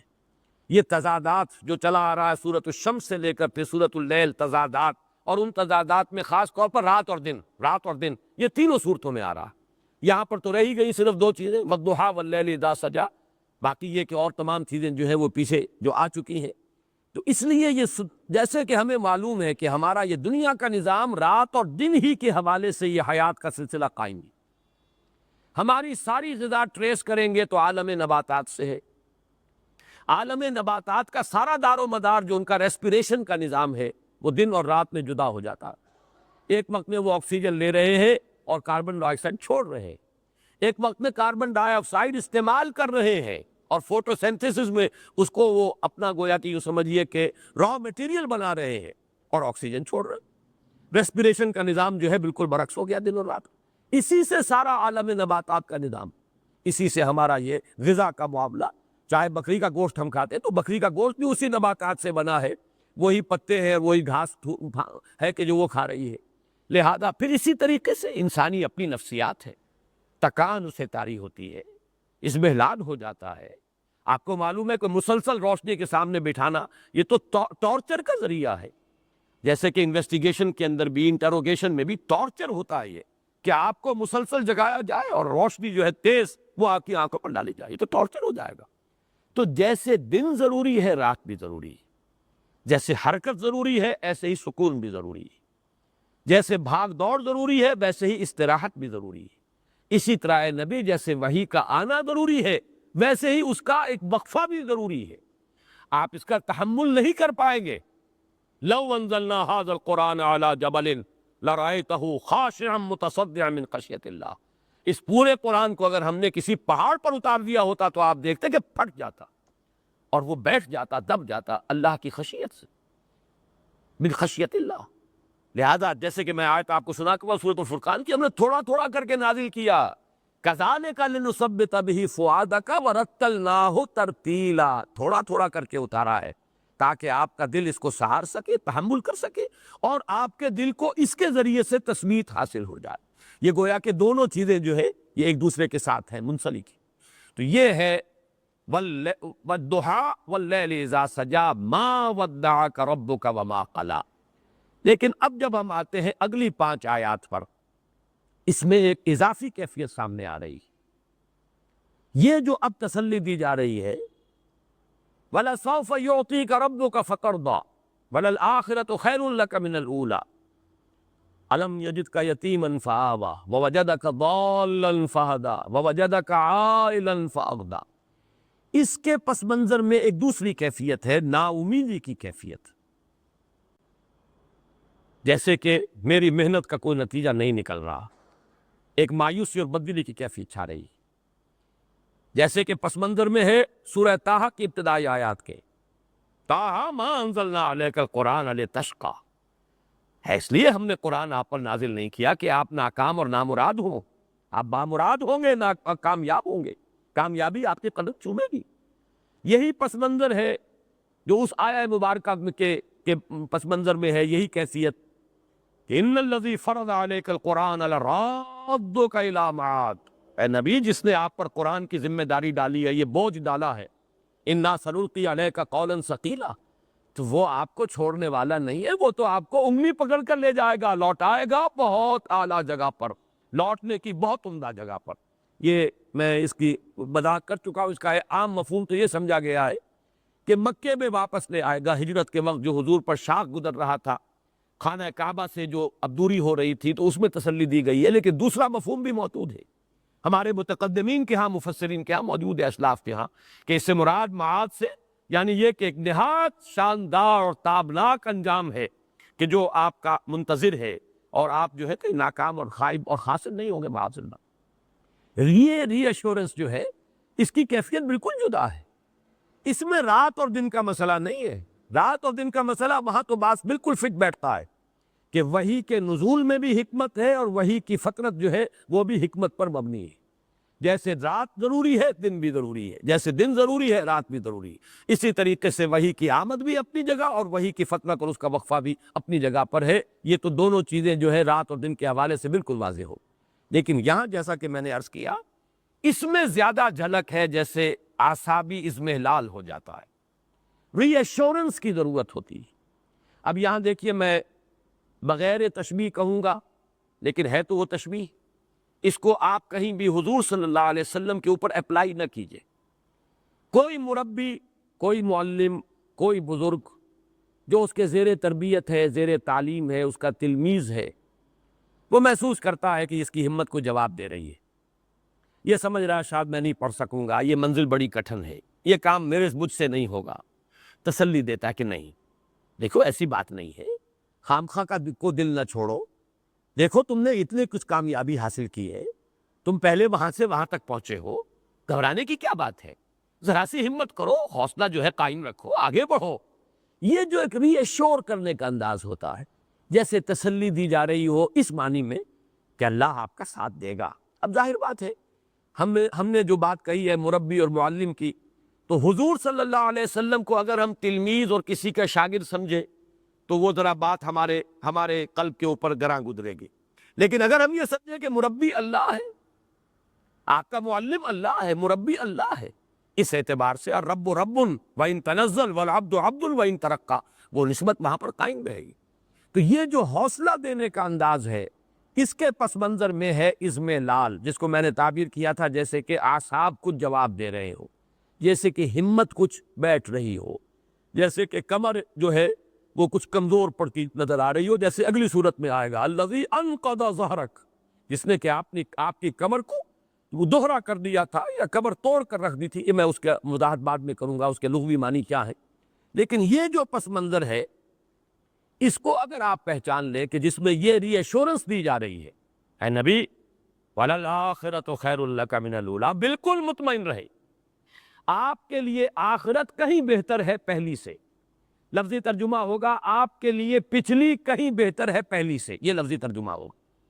اب اس کا ایک معنی تو یہ ہو سکتے ہیں کہ یہ مراد آخرت، یعنی آخرت میں آپ کا مقام و مرتبہ بہت بلند ہوگا، دنیا میں جو بھی آپ کا مقام و مرتبہ ہے اس سے، اور اس کے لیے چونکہ سابقہ صورت میں بھی یہ الفاظ آئے ہیں وَإِنَّ لَنَا لَلْآخِرَةَ وَالْأُولَىٰ، ہمارے ہی اختیار میں ہے آخرت میں اور اولا بھی، پچھلی زندگی بھی، آخرت کی زندگی بھی اور دنیا کی زندگی بھی۔ اس اعتبار سے ان دونوں صورتوں کے اندر ایک لفظی مناسبت بھی پیدا ہوئی ہے۔ ایک مفہوم تو یہ ہے کہ آخرت سے مراد آخرت ہے معروف معنی میں، جسے ہم آخرت سمجھتے ہیں بعث بعد الموت کی زندگی، اخروی زندگی، اور اولا سے مراد ہے دنیا کی زندگی۔ ایک مفہوم یہ لیا گیا ہے اور میرے نزدیک یہی صحیح ہے، ہر آنے والا وقت آپ کے لیے پچھلے وقت سے بہتر بنا، اس دنیا میں بھی آپ کی ترقی درجات ہوتی رہے گی مسلسل، اور آخرت میں بھی آپ کی ترقی درجات کا سلسلہ منقطع نہیں ہوگا، مسلسل جاری رہے۔ اس میں مجھے آج بھی یاد آ رہا ہے مولانا داؤد غزنوی رحمۃ اللہ علیہ نے ایک مرتبہ تقریر کی تھی ساہیوال میں، منگمری کہلاتا تھا اس زمانے میں، تو انہوں نے بہت ہی وضاحت کے ساتھ اس مقام کو بیان کیا تھا، اور بڑی پیاری ایک حدیث سنائی تھی، وہ میرے پاس حوالہ نہیں ہے اس وقت، میں صرف ان کو ہی سند کے طور پر پیش کر رہا۔ حضور نے فرمایا کہ میدان حشر میں لواء الحمد بیدی، اللہ کی حمد کا جھنڈا میرے ہاتھ میں ہوگا۔ یہ حمد جو ہے، آپ کا نام محمد بھی اسی سے ہے، اور احمد بھی اسی سے ہے، اور حامد بھی اسی سے ہے، اور محمود بھی اسی سے ہے، اور یہ جو ہے یہ اس امت کے لیے بھی یہ لفظ آیا ہے، تو اس اعتبار سے لواء الحمد بیدی، اور خاص جملہ یہ ہے اس روز میں اللہ کی جو حمد بیان کروں گا وہ آج نہیں کر سکتا۔ بڑا پیارا جملہ ہے، اس لیے کہ حمد کوئی انسان بیان کرتا ہے اپنے خود معرفت کے مناسبت سے، جتنی گہری اپریسیشن آپ کو کسی شے کی حاصل ہوئی ہے اتنا ہی تو آپ اس کو بیان کر سکیں گے۔ یہ تو ہو سکتا ہے کہ اپریسیشن آپ کی زیادہ ہو، بیان آپ نہ کر سکیں، اتنی بھی نہ بیان کر سکیں، وہ تو یہ ہے کہ انسان کا یعنی کلام کی صلاحیت جو ہے اس میں کم ہے، قوت بیانیہ کا قصور ہے، اس کی کمی ہے، لیکن یہ کہ ظاہر بات ہے کہ جتنی اپریسیشن ہے اس سے زائد تو کوئی شخص بیان نہیں کر سکتا، کتنا ہی وہ طلاقت لسانی اور اس کے اندر سے قوت بیان موجود ہو، اس کا بیان رہے گا وہیں تک جہاں تک کہ اپریسیشن اس کو حاصل ہوئی۔ معلوم ہوا کہ وہ معرفت رب جو حضور کو اس دنیا میں حاصل تھی، اس سے کہیں بڑھ کر معرفت رب ہوگی میدان حشر میں، اور اس وقت جو حمد بیان کریں گے محمد الرسول اللہ صلی اللہ علیہ وسلم، وہ اس دنیا کی زندگی میں رہتے ہوئے وہ حمد بیان نہیں کر سکتے تھے۔ تو وَلَلْآخِرَةُ خَيْرٌ لَكَ مِنَ الْأُولَىٰ، ہر آنے والی ساعت آپ کے لیے پچھلی ساعت سے بہتر ہوگی، اور آپ کے مراتب بلند سے بلند تر ہوتے چلے جائیں گے۔ وَلَسَوْفَ يُعْطِيكَ رَبُّكَ فَتَرْضَىٰ، اور عنقریب آپ کا رب آپ کو اتنا کچھ دے گا وہ کچھ دے گا. اب یہ میں نے دو ڈائمنشنز علیحدہ کر دی. اتنا کچھ دے گا یہ گویا کہ کوانٹیٹیو ہے، وہ کچھ دے گا یہ کوالیٹیٹیو ہے. اور یہاں پر ان دونوں کو بالکل مبہم رکھا گیا، واضح نہیں کیا گیا. کہیں ابہام میں زیادہ تاثیر ہوتی ہے، وہ کچھ دے گا، بتانے کہ کیا دے گا اس کی وضاحت نہیں کی گئی، لیکن اس میں زیادہ جو ہے مبالغہ ہے، زیادہ تاثیر ہے. آپ کا رب آپ کو وہ کچھ دے گا اور اتنا کچھ دے گا کہ آپ راضی ہو جائیں گے. اب اس میں وہ کوانٹیٹیو کوالیٹیٹیو سارے ایلیمنٹس لے آئیے. اس میں وہ چیز بھی لے آئیے، دنیا میں آپ کو کامیابی ہوگی، آپ فاتح کی حیثیت سے مکے میں داخل ہوں گے. وہ وقت آئے گا کہ یہی قبائل عرب جو ہے یدخلون فی دین اللہ افواجا، اللہ کے دین میں فوج در فوج داخل ہوگی. پھر آپ کی امت کے ہاتھوں کیسر و کسریٰ کی سلطنتیں جو ہے وہ زیر ہوں گی، اور وہاں پر جھنڈے گاڑے جائیں گے. آپ کے خلفائے راشدین کے زمانے میں کہاں سے کہاں تک بات پہنچ جائے گی. تو میں عرض کر رہا تھا کہ حضور نے فرمایا میرے لیے پوری زمین لپیٹ دی گئی، یہاں تک کہ میں نے اس کے مشارق اور مغارب سب دیکھ لیے، مشرق و مغرب سب میرے سامنے آ گئے. اور جو کچھ میں نے دیکھا ہے زمین کا حصہ، وہاں پر میری امت کی حکومت قائم ہو کر رہی. یہ بھی گویا کہ وہی ایک نبی ہے، وَلَسَوْفَ يُعْطِيكَ رَبُّكَ فَتَرْضَىٰ. پھر یہ کہ آخرت میں جو مقام ہوگا خود آپ کو ذاتی طور پر مقام محمود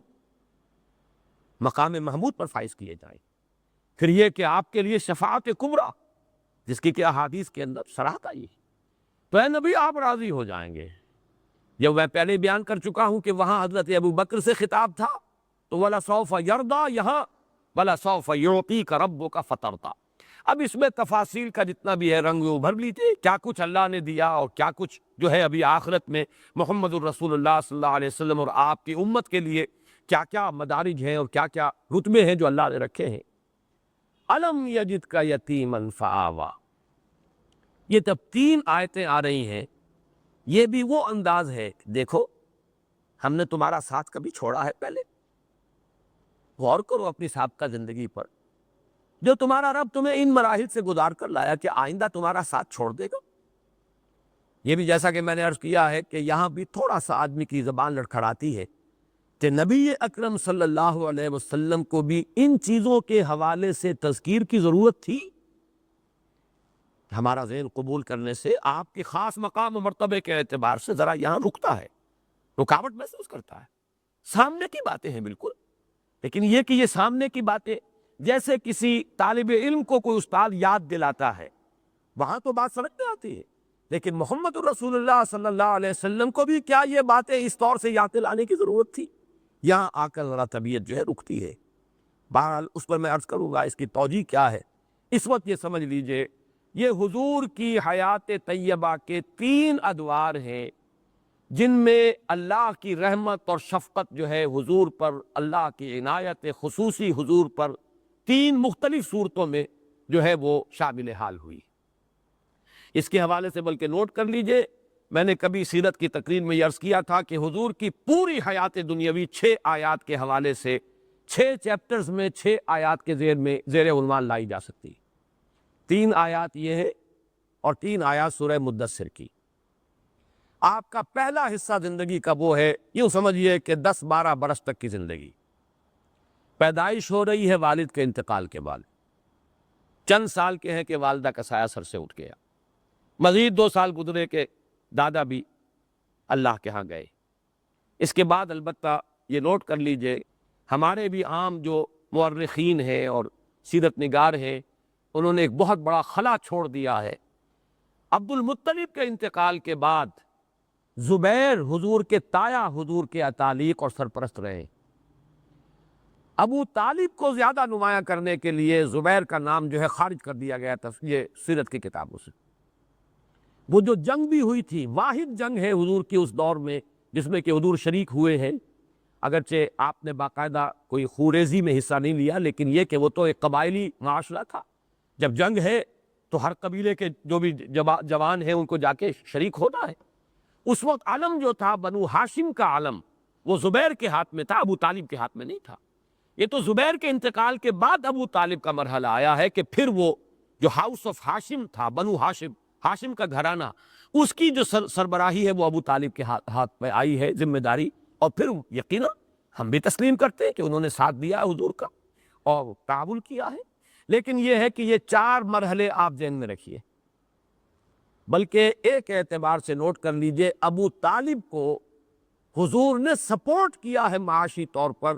ابو طالب کا کوئی معاشی احسان محمد کی گردن پر نہیں ہے، اور یہ میں کسی تعصب کی وجہ سے ہرگز نہیں کہہ رہا۔ جب میں ابو طالب کا وہ احسان مانتا ہوں اور ڈنکے کی چوٹ اعلان کرتا ہوں کہ 10 برس تک پروٹیکشن دنیا میں اگر حاصل تھی حضور کو تو وہ ابو طالب کی وجہ سے تھی، ورنہ آخرت میں تو ظاہر بات ہے اصل جو ہے پروٹیکشن وہ تو اللہ کی ہے، لیکن وہ تو ہے انویزیبل ورلڈ، وہ تو ہے غیبی ایک عالم۔ دنیا میں عالم اسباب میں پروٹیکشن جو حضور کو حاصل رہی ہے آغاز وحی کے بعد سے لے کر سن 10 تک، جب تک کہ ابو طالب کا انتقال نہیں ہو گیا، تو آپ کو جو بھی حفاظت حاصل رہی ہے وہ ابو طالب کی، کوئی شک نہیں۔ اور اس کی بنا پر ہم میں سے ہر شخص کی گردن پر اور کندھے پر احسان کا ایک بار گراں ہے ابو طالب کا۔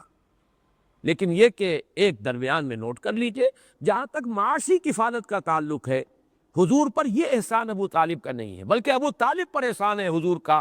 آپ نے محنت کی، مزدوری کی، مشقت کی، آپ کماتے تھے اور ابو طالب کے گھرانے کو سپورٹ کرتے تھے، اس لیے کہ ابو طالب مفلس تھے، قلاش تھے، دنیاوی حیثیت ان کی نہیں تھی، مالدار نہیں تھے، عیالدار تھے، اولاد بہت تھی۔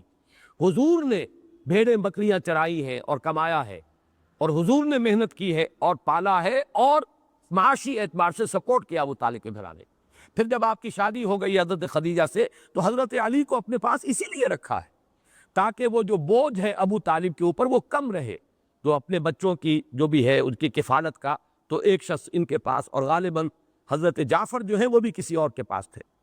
تو اس اعتبار سے شاید حضرت عباس کے پاس، اگر میرا جو ہے وہ یادداشت اگر ٹھوکر نہیں کھا رہی، اسی وجہ سے یہ معاملہ تھا کہ عباس بھی جو ہے وہ کافی آسودہ حال تھے۔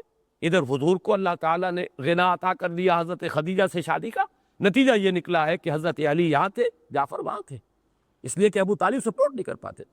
بہرحال پہلا مرحلہ جو ہے حضور کی حیات طیبہ کا، سیرت مطہرہ کا، الم یجد کا یتیما فآوا۔ اے محمد ذرا دیکھو تو صحیح، پیچھے مڑ کر نگاہ تو ڈالو، تو دنیا میں آئے تو تمہارے والد کا سر سے سایہ اٹھ چکا تھا، چند برس کے 6 برس کے تھے کہ دادا کی محبت سے محروم ہو گئے، مزید 2 برس کے بعد ماں کی محبت اور شفقت بھی ختم ہوئی۔ پھر ہم نے کس کس طریقے سے آپ کے لیے بندوبست کیا، کہاں کہاں سے فآوا پناہ دی ہے، کہاں کہاں سے پروٹیکشن ملی ہے، کیسی کیسی محبتیں آپ کو ملی ہے، دادا کی محبت، والدہ کی محبت، پھر زبیر کی محبت۔ زبیر کے علم تلے محمد الرسول اللہ اس جنگ میں شریک تھے، اگرچہ باقاعدہ خوریزی میں آپ نے حصہ نہیں لیا، لیکن تھے، جھنڈا ان کے ہاتھ میں تھا۔ تو پہلا دور تو یہ ہے محمد الرسول اللہ صلی اللہ علیہ وسلم کی حیات دنیاوی کا، جس کے لیے عنوان ہے الم یجد کا یتیما فآوا۔ یہاں تھوڑا سا ان آیات کی ترتیب میں آگے پیچھے ہے، اور غالباً یہ آہنگ کا جو بھی قرآن مجید کے اندر جو ایک آہنگ ہے، صوتی آہنگ، یہ ڈیوائن میوزک جو ہے اس کا تقاضا ہے۔ دوسرا مرحلہ کیا ہے؟ وَوَجَدَكَ عَائِلًا فَأَغْنَىٰ، پایا آپ کو تنگ دست تو غنی کر دیا۔ اب اس کے دونوں پہلو ذہن میں رکھیے، ایک غنائے ظاہری جو حضرت خدیجہ رضی اللہ تعالی عنہا سے آپ کے نکاح کے ذریعے سے آپ کو دنیا میں غنا کی شکل حاصل ہو گئی۔ اب یہ کہ دولت ہے، سرمایہ ہے، وفادار بیوی ہے، جان چھڑکنے والی بیوی ہے، اپنی ساری دولت جو ہے آپ کے قدموں میں لا ڈالی ہے۔ وہ واقعات میں نے آپ کو سنائے ہیں، امام راضی نے کوٹ کیا ہے۔ ایک موقع پر حضور کہیں باہر گئے، ابھی وحی کا آغاز نہیں ہوا تھا وہ دور، اس لیے کہ 15 برس ہیں آپ کی ازدواجی زندگی کے، جبکہ ابھی وحی شروع نہیں ہوئی۔ 25 برس کی عمر میں آپ کا نکاح ہوا حضرت خدیجہ سے، اور 40 برس کی عمر میں وحی کا آغاز ہوا، تو یہ 15 برس ہے۔ یا اس میں سے کوئی تھوڑا سا وقت نکال لیجئے، وہ میں تیسری آیت کے ذیل میں لاؤں گا جو یہاں درمیان میں آئی ہے۔ تو بہرحال 12-13 برس کا یہ مرحلہ بھی ذہن میں رکھیے۔ یہ آپ نے خوشحالی کا، اطمینان کا، ایک وفادار بیوی ہے نکاح میں، بچے بھی اللہ نے دیے ہیں، اگرچہ بیٹے ہوئے وہ لے لیے، بیٹیاں ہیں، ہرا بھرا گھر ہے، دولت ہے، آسائش ہے، عزت ہے، آپ کی تجارت ہے، آمد و رفت ہے۔ اس کا واقعہ وہ آتا ہے جو امام راضی نے نقل کیا ہے کہ حضور ایک مرتبہ نکل گئے ذرا مکے سے باہر، کوئی وادی میں آپ نے دیکھا کوئی قبیلہ ٹھہرا ہوا تھا، بہت مفلوق الحال لوگ، بدن پر کپڑے نہیں، اور فاقوں سے معلوم ہوتا تھا سو کر کاٹا ہوئے۔ دیکھ کر آپ آ گئے، کپڑا لے کر لیٹ گئے، وہ ایک کیفیت حزن کی اور ملال کی۔ حضرت خدیجہ نے پوچھا کیا معاملہ ہے؟ آپ کی طبیعت ناساز نہیں، کیا معاملہ ہے؟ فرمایا کہ میں گیا تھا باہر، میں نے دیکھا ایک ایسے لوگ ہیں اور میرے پاس کوئی دولت نہیں ہے کہ میں ان کی مدد کر سکوں۔ تو حضرت خدیجہ نے کہا کہ اچھا، آپ جائیے فلاں فلاں لوگوں کو لے آئیے، بلا لائیے ذرا، مکے کے بڑے بڑے لوگ، اور ان میں الفاظ ہیں کہ فیہم الصدیق، حضرت ابوبکر کو بھی بلایا گیا، وہ بھی نمایاں لوگوں میں سے تھے، وہاں کی جو ہائرارکی ہے اس میں بھی ان کا مقام تھا، وہ بھی آئے۔ تو بہت سے لوگ جو آ گئے، جمع کر لیا، اتنی دیر میں اتنا بڑا ڈھیر اشرفیوں کا حضرت خدیجہ نے لگایا کہ جب حضور آ کر بیٹھے تو اس کے پیچھے چھپ گئے، اور پھر کھڑے ہو کر کہا حضرت خدیجہ نے، آپ سب لوگ گواہ رہے، میں نے یہ ساری دولت محمد کو دی، وہ جہاں چاہے خرچ کرے۔ یہ ہے ان کی شان۔ تو یہ ظاہری غنا ہے، ابھی اس کو بھی آپ سمجھیے کہ یہ ظاہری غنا ہے۔ اصل غنا تو غنا النفس ہے، الغنا غنا النفس، وہ تو آپ کا قلب جو ہے وہ تو غنی ہمیشہ تھا اور ہمیشہ رہا، لیکن یہ کہ یہاں در حقیقت مراد جو ہے وہ غنا جو ہے وہ باطنی غنا نہیں۔ وَوَجَدَكَ عَائِلًا فَأَغْنَىٰ، پایا آپ کو تنگست تو آپ کو غنی کر دیا۔ یہ وہ زندگی کا دوسرا دور ہے۔ تیسرا دور وہ ہے، یہ ہے در حقیقت ایک اعتبار سے بڑا سخت دور جو حضور پر گزرا ہے۔ اس کو آپ کہہ سکتے ہیں فلسفیانہ غور و فکر کا دور۔ دیکھیے اس کو ایک انداز سے ذرا حضور کے مقام و مرتبے کے اور آپ کے ذکر سے تو یہ چیز پھر غیر متناسب اور نامناسب نظر آتی ہے، لیکن بات کو سمجھیے۔ جب تک کہ ایک تنگ دستی تھی تو پوری محنت جو ہے جسمانی مشقت لگ رہی ہے، اب جب فراغت بھی ہو گئی، ہر طرح کی سہولتیں بھی حاصل ہو گئیں، گھریلو ازدواجی زندگی کی مسرتیں بھی حاصل ہیں، تو غالباً اب وہ وقت آیا ہے کہ فلسفیانہ غور و فکر، یہ کائنات ہے کیا؟ یہ زندگی ہے کیا؟ یہ ہم کہاں سے آئے ہیں، کہاں جا رہے ہیں؟ یہ گاڑی چلے جا رہی ہے، رو میں ہے رخش عمر، کہاں دیکھیے تمہیں، نہ ہاتھ باغ پہ ہے نہ پا ہے رکاب میں، کدھر جا رہے ہیں پتہ نہیں، کہاں ہم جا رہے ہیں، کہاں سے ہدایت ملے؟ پھر یہ جو پستی ہے اخلاقی، اب ظاہر بات ہے جو خود اخلاق کی اس بلندی پر فائز ہو، اسے جو اپنے معاشرے میں پستی نظر آ رہی تھی، یہ لوگ کس درجے دنات اور کس درجے کمینگی کا مظاہرہ کر رہے ہیں، کیسی درندگی کا مظاہرہ ہو رہا ہے، غلاموں پر جو ظلم و ستم ہو رہا ہے، لوگوں کے اندر جو ہے اخلاق کا شمع نہیں رہا، یتیموں کو دھکے دیے جا رہے ہیں، بھوکوں کو کھانا کھلانے والا کوئی نہیں ہے، یہ سب کچھ جو ہو رہا ہے فحاشی ہے۔ اور عشقیہ داستانیں جو ہیں کھڑے ہو کر بڑے شوق سے لمبے لمبے قصیدوں کے اندر بیان کی جا رہی ہیں، فحاشی ہو رہی ہے۔ یہ ننگے مادر ذات برہنہ طواف کیا جا رہا ہے کعبے کا، کیا ہو رہا ہے؟ اس کا کیا علاج ہے؟ حالات میں کوئی بہتری ہو سکتی ہے؟ کیسے ہوگی؟ ایک سلیم الفطرت انسان ایک طرف تو اپنے ماحول کو دیکھ کر کڑ رہا ہے، سوچ رہا ہے اس کا حل کیا ہے، ہو بھی سکے گا حل کہ نہیں، کوئی امکان ہے اس کے درست ہونے کا؟ پھر یہ کہ مجھے کہاں سے ہدایت ملے، یقین والی دولت کہاں سے ملے؟ یہ ساری چیزیں وہ ہیں جو فلسفیانہ غور و فکر کا ایک بڑا شدید مرحلہ محمد الرسول اللہ پر گزرا ہے۔ بلکہ یہ ابھی لفظ رسول اللہ میں نے ایڈ کر دیا، اس وقت تک تو ابھی آپ کی نبوت ظاہر نہیں ہوئی، رسالت پر فائز نہیں ہوئے، یہ ایک حکیمانہ غور و فکر کا مرحلہ ہے۔ اسی کے بارے میں حدیث میں آتا ہے کہ فلما بلغ 40 سنة حبب إليه الخلاء فكان يخلو بغار حراء يتحنث فيه، آپ نے غور و فکر شروع کیا، خلوت گزینی محبوب ہو گئی، اب ملنا جلنا چھوڑ دیا لوگوں سے، جیسے کہتے ہیں وڈرا کر لینا، وہ ملنا جلنا، دنیا کی محفلوں سے اکتا گیا ہوں یا رب، کیا لطف انجمن کا جب دل ہی بجھ گیا ہو۔ بہرحال یہ شعر پورے طور پر تو یہاں پہ منطبق نہ کیجئے، دل کے بجھنے کا کوئی سوال نہیں، لیکن دلچسپی نہیں رہی، غور و فکر، سوچ بچار، اسی غور و فکر کے اندر غلطہ و پیچا، اسی میں پھر یہ کیفیت اتنی شدت پیدا ہوئی کہ گھر سے بھی نکل گئے، کئی دن کئی راتیں مسلسل غار حرا میں وہ غور و فکر ہو رہا ہے۔ یتحنس کا لفظ آیا حدیث میں، حضرت عائشہ سے یہ روایت ہے کہ جب آپ کی عمر شریف 40 کے لگ بھگ ہوئی تو آپ کی طبیعت کے اندر خلوت گزینی محبوب ہو گئی، آپ کو لوگوں سے کٹ کر اور منقطع ہو کر کہیں علیحدگی میں بیٹھنا، پھر یہاں تک ہوا کہ اس کے اندر شدت پیدا ہوئی کہ غار حرا میں کئی دن آپ مقیم رہتے تھے، کچھ کھانے پینے کا سامان حضرت خدیجہ جو ہے باندھ دیتی تھی اور وہاں جا کر آپ مقیم رہتے تھے، غور و فکر کرتے تھے۔ یتحنس فیہ، اب تحنث کا لفظی ترجمہ ہے عبادت یا گناہ کے اثرات کو زائل کرنے کی کوشش کرنا. ہنس کہتے ہیں گناہ کو. تحنث جو ہے کہیں کہیں باب تفاعل جو ہے اس معنی میں دیتا ہے سلب ماخذ، کہ جیسے کہ گناہ کا کو زائل کرنے کے لیے عبادت کی جاتی ہے تو یہ تحنث فی. لیکن پھر یہ کہ جو شارحین حدیث ہیں انہوں نے یہ سوال اٹھایا کہ آپ عبادت کیا کرتے تھے، کس طور سے کرتے تھے؟ ظاہر بات ہے کہ آپ بنی اسرائیل میں پیدا نہیں ہوئے، یہاں پر جو ہے ملت ابراہیمی اس میں سب چیزیں گم ہو چکی، تو عبادت کیسے کرتے تھے؟ تو تقریباً اجماع ہے اس پر کہ کان صفت و تعبدہ فی غار حراء التفکر والاعتبار. غار حراء میں آپ غور و فکر کرتے تھے، سوچ بچار کرتے تھے. یہ وہ سوچ بچار کا مرحلہ ہے جس میں انسانی فلسفیانہ فکر جہاں تک پہنچ سکتا ہے وہاں تک محمد پہنچ گئے صلی اللہ علیہ وسلم. اب وہ مقام آیا ہے کہ جس سے آگے عقل انسانی کی رسائی نہیں ہے. گزر جا عقل سے آگے کہ یہ نور چراغ راہ ہے، منزل نہیں ہے. یہ وہ منزل ہے کہ جس پر وَوَجَدَكَ ضَالًّا فَہَدَىٰ. اب وہ پردے اٹھے ہیں، افلاک سے آتا ہے نالوں کا جواب آخر، اٹھتے ہیں حجاب آخر، کرتے ہیں خطاب آخر. اب وحی کا سلسلہ شروع ہوتا ہے. یہ گویا کہ سیرت محمدی صلی اللہ علیہ وسلم حیات طیبہ جو ہے آپ کے حیات دنیاوی کا تیسرا مرحلہ ہے. اس تیسرے مرحلے کے بعد بھی چوتھا مرحلہ ہے.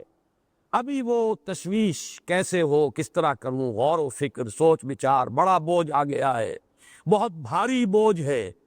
اس کا جو احساس گراں ہے اس کا ہے در حقیقت یا ایھا المزمل یا ایھا المدثر. اے کپڑے میں لپٹ کر لیٹنے والے، اے کمبل میں لپٹ کر لیٹنے والے، اے لحاف کو اوڑھ کر لیٹنے والے، کھڑے ہو جاؤ. اب تمہاری جد و جہد شروع ہو جانی چاہیے. لاکھ حکیم سر بجیب ایک کلیم سر بکف. اب یہ غور و فکر کا مرحلہ ختم کرو، آؤ میدان عمل میں. اور دو عمل ہے، ایک رات کا عمل ہے قم اللیل الا قلیلا نصفہ او انقص منہ قلیلا او زد علیہ ورتل القرآن ترتیلا. اور ایک دن کا عمل ہے یا ایھا المدثر قم فانذر وربک فکبر. تو پانچواں مرحلہ ہے حضور کا انذار. پورا مکی دور جو ہے آپ یہاں سمجھیے دعوت، انذار، خبردار کرنا، جگانا، ہوش میں لانا. یہ 13 برس جو ہے یہ در حقیقت مرحلہ ہے انذار کا. اور باخری 11 برس یہ مرحلہ ہے تکبیر رب. اب اللہ کے جھنڈے کو بلند کرنے کے لیے سیف بدست آپ محمد الرسول اللہ صلی اللہ علیہ وسلم جہاد اور قتال کے میدان.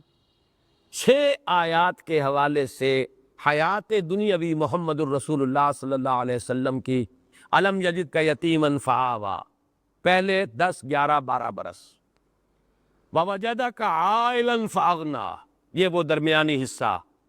جیسے کہ آپ کی تجارت بھی کچھ کامیابی حاصل ہوئی اور پھر خاص طور پر حضرت خدیجہ سے شادی کے بعد، اور پھر وہ جو زندگی کا آسائش کا، آرام کا، دنیاوی جسے آپ کہتے ہیں خوشیوں کا ایک وقت آیا ہے جو گزرا ہے، ہر طرح کی سہولت، دنیاوی آسائش ہے.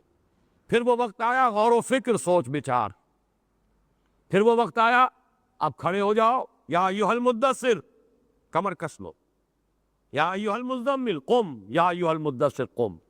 اور اس کا پہلا مرحلہ انذار قم فانذر، اور آخری مرحلہ وربک فکبر تکبیر رب، اور اس کے لیے باطل سے پنجہ آزمائی، یہاں تک کہ قتال، اللہ کی راہ میں جنگ.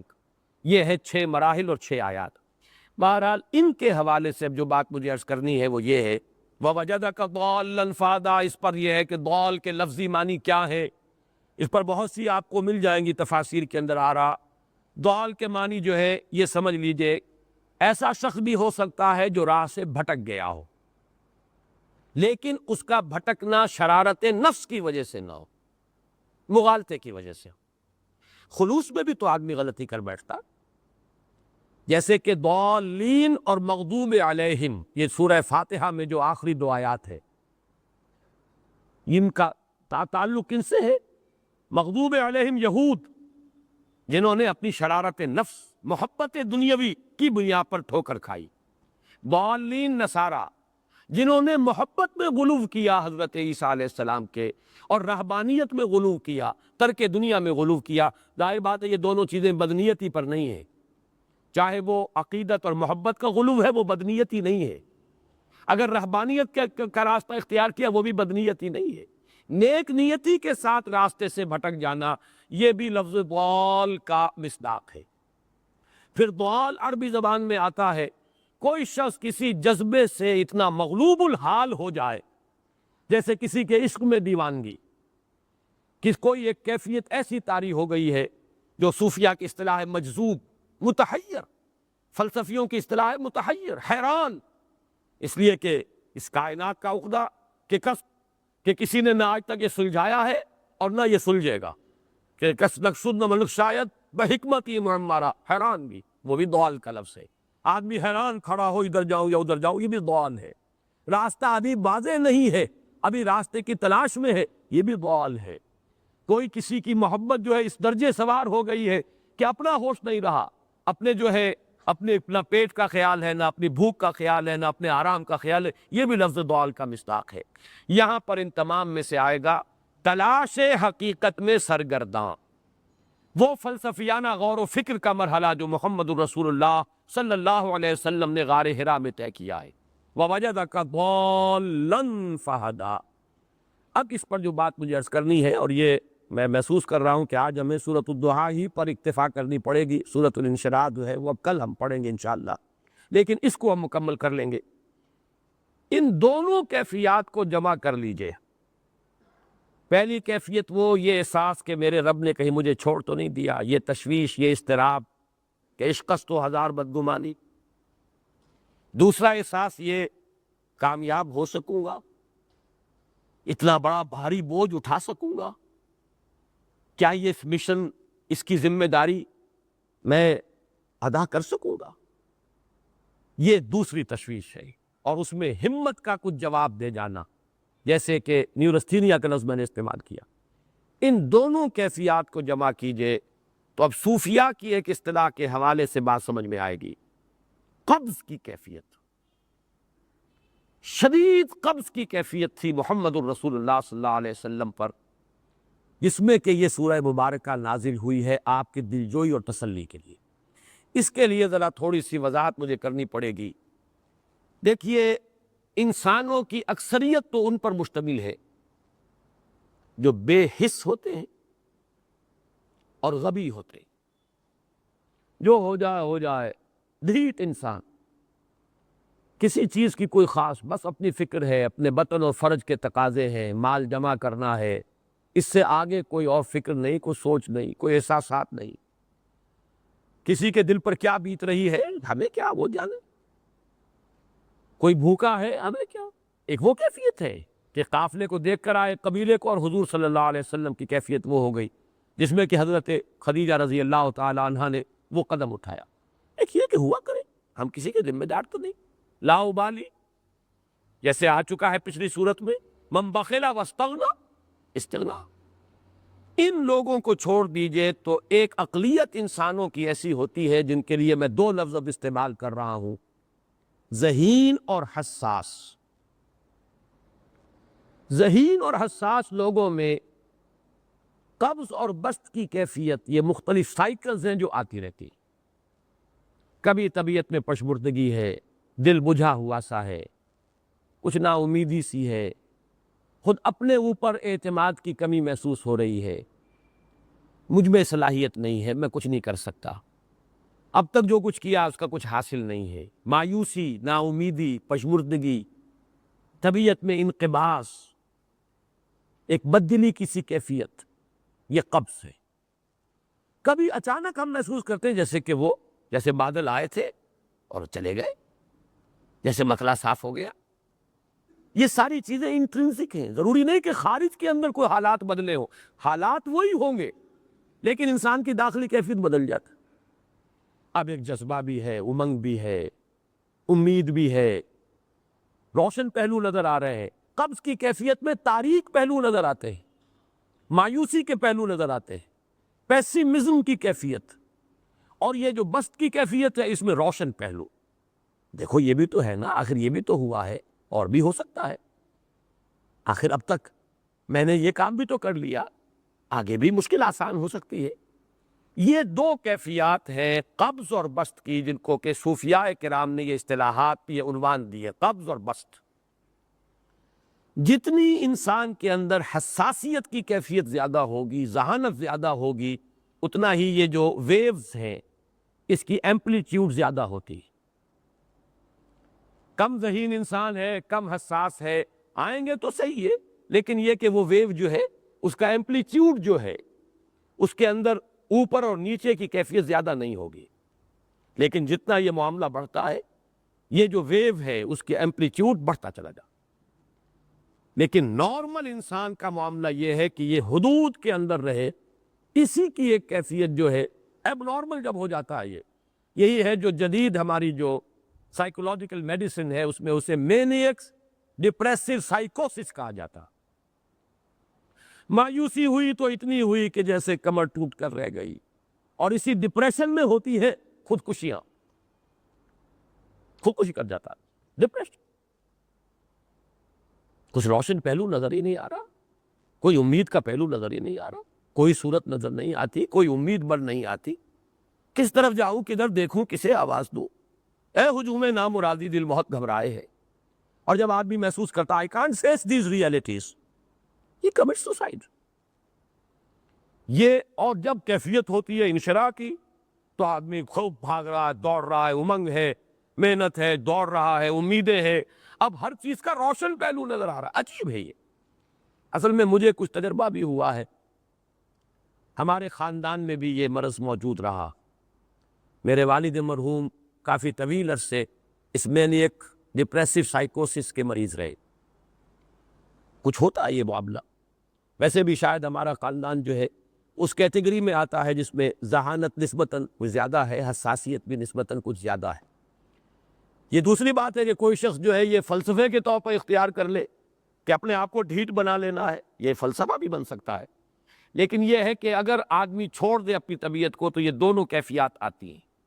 انہی کیفیات میں اگر یہ جو اپورڈ اینڈ ڈاؤنورڈ موومنٹ ہے یہ ایک حد سے نکل جائے تو یہ بیماری ہے مینیک سائیکوسس، مینیک ڈپریسو سائیکوسس۔ اس میں جب آدمی ہوتا ہے وہ اپر کیفیت میں تو اس کے اندر بڑی عظیمت ہے، روشنی ہے، امید ہے، لوگوں سے گفتگو کر رہا ہے، حق بول رہا ہے، خوب جو ہے محفل کے اندر، اب وہ محفل میں اسے دلچسپی محسوس ہو رہی ہے اور اسے ہر چیز کا روشن پہلو نظر آ رہا ہے، خود اپنے وجود کا بھی روشن پہلو، دوسروں کے وجود کا بھی، دوسروں کی بات میں سے بھی وہ اچھا پہلو تلاش کریں گے، وہ برا پہلو تلاش نہیں کریں گے۔ جب دوسری کیفیت ہے ڈپریشن کی، ہر ایک کی بات میں کوئی برائی نظر آئے گی، کوئی اس کی نیت کا فطور ہے، کوئی فساد ہے، کوئی یہ جو ہے بدنیتی کے ساتھ یہ بات کر رہا ہے، کوئی خیر کہیں ہے ہی نہیں، برائی ہی برائی ہے، مایوسی ہی مایوسی ہے، بدلی ہی بدلی۔ یہ ہے در حقیقت وہ کیفیت، اس کو غالب نے بہترین انداز میں تعبیر کیا ہے۔ ذہین اور حساس انسانوں میں ان کی جو ترقی ہے وہ انہی مراحل سے ہو کر گزرتی ہے، اور ہر ڈپریشن کے بعد، ڈپریشن میں اس سینس میں استعمال نہیں کر رہا، یعنی بیماری کی حد تک پہنچنے والی ڈپریشن نہیں، صرف قبض کی حد تک پہنچنے والا معاملہ۔ ہر قبض کے بعد جب بسط آتا ہے تو آگے ترقی ہوتی ہے، جس کو آپ کہتے ہیں بائی لیپس اینڈ باؤنڈز، آدمی جو ہے چھلانگ لگاتا ہے، گویا کہ ایک درجہ جو پہلے تھا اس سے آگے درجہ انسان کا جو ہے اس سے بلند تر پوزیشن پر انسان پہنچتا ہے۔ ہر قبض کے بعد جو نیا بسط آتا ہے وہ ایک نئی کیفیت، نئی شان، نئی بلندی، نئی رفعت لے کر آتا۔ اس کو غالب نے تعبیر کیا ہے بہت خوبصورت انداز، رکتی ہے میری طبع تو ہوتی ہے رواں اور، یعنی شاعر بھی کبھی ایسا وقت آتا ہے شعر جو ہے وہ اس پر نازل ہی نہیں ہو رہا، شعر نہیں کہہ پا رہا، طبیعت میں رکاوٹ سی ہے، بندش سی ہو گئی ہے، کوئی کلام موضوع ہو ہی نہیں رہا۔ لیکن پھر جب یہ کیفیت جو ہے بدلتی ہے اور جب پھر بسط کی کیفیت آتی ہے، رکتی ہے میری طبع تو ہوتی ہے رواں اور، پھر اس کے اندر ایک جولانی نئی ایک کیفیت جو ہے انشراح کی، وہ ایک بالکل نئی کیفیت، نئی شان کے ساتھ۔ یہ ہے وہ معاملہ جو ان آیات مبارکہ کے پس منظر میں ہے۔ اسی لیے اب میں آپ کو اس کا حوالہ دے رہا ہوں، تفسیر مظہری میں قاضی ثناء اللہ پانی پتی رحمۃ اللہ علیہ نے بہت عمدہ بات فرمائی ہے کہ حالت قبض اگر کسی شخص پر طاری ہو تو اس حال میں اکسیر کا درجہ رکھتی ہے یہ سورہ مبارکہ، اس لیے کہ یہ نازل ہوئی ہے محمد الرسول اللہ صلی اللہ علیہ وسلم پر اسی حالت قبض میں۔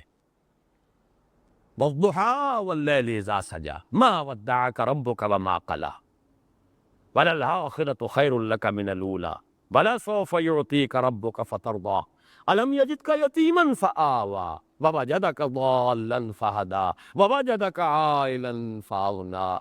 یہ تمام آیات اب معلوم ہوگا کہ جیسے موتی پروئے ہوئے ایک لفظ قبض، اب اس میں جو بھی واقعاتی اور جو میں نے آپ کو روایاتی جو بھی پس منظر بیان کیا وہ بھی فٹ بیٹھ رہا ہے، وہ خودکشی کا معاملہ بھی آ گیا اس میں فٹ بیٹھ رہا ہے کہ بخاری شریف میں روایت موجود ہے کہ حضور فرماتے ہیں کہ میری طبیعت پر اس درجے اضطراب تھا، اتنی کیفیت جو ہے میری تشویش کی تھی کہ میرے دل میں بار بار خیال آتا تھا کہ پہاڑ پر چڑھ کر اپنے آپ کو نیچے گرا دوں۔ یہ سارے معاملات اب آپ کو محسوس ہوگا جیسے تمام کڑیاں جو ہے وہ جڑ گئی، جیسے رات کو اب آپ اٹھ نہیں پا رہے، اضمحلال ہے، اعصابی جو ہے اعصاب اس درجے متاثر ہو چکے۔ صرف یہ ایک احساسات کی کیفیت نہیں ہے، آپ کی قوت فعلی جو ہے، قوت عملی، وہ بھی اس درجے متاثر ہو چکی ہے کہ کئی راتیں گزر گئی اور آپ رات کو نہیں اٹھ سکے، جس پر کہ ام جمیل کو یہ کہنے کا موقع مل گیا کہ معلوم ہوتا ہے محمد تمہارا شیطان تمہیں چھوڑ گیا۔ اب یہ جملہ اپنی جگہ پر اس کی کاٹ ہے یقیناً، اس سے یضیق صدرک بما یقولون، لیکن وہ کیفیت جس کی وجہ سے یہ جملہ آیا ہے اس پر نگاہ دوڑائیے، اس پر نگاہ کو مرکوز کریں گے تو معلوم ہوگا ایک لفظ قبض، یہ قبض کی ایک کیفیت تھی۔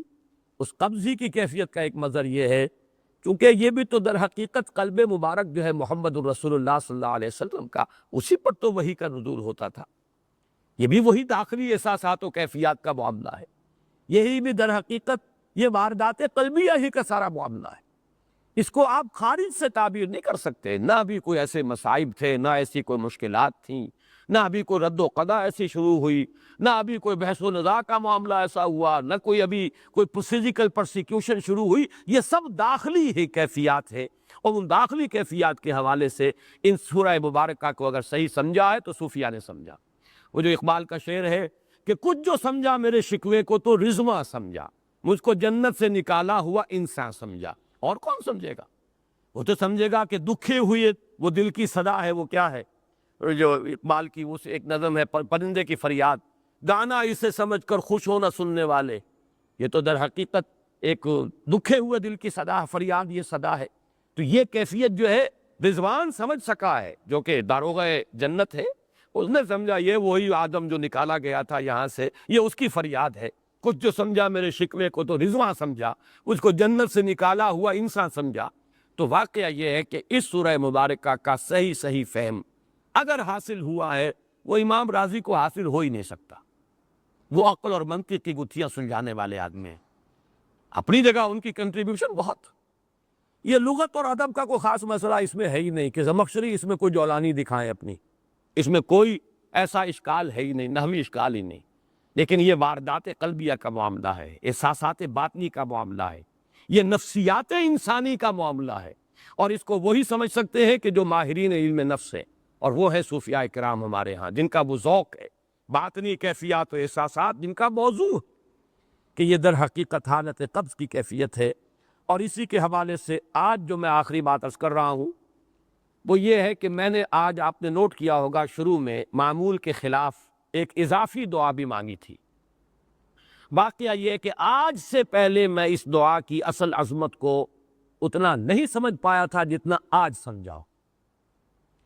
یہ جو عظیم دعا ہے اس میں اتنی لجاجت، اتنی ہیوملٹی حضور نے اختیار کی ہے جس سے آگا کے سوال نہیں۔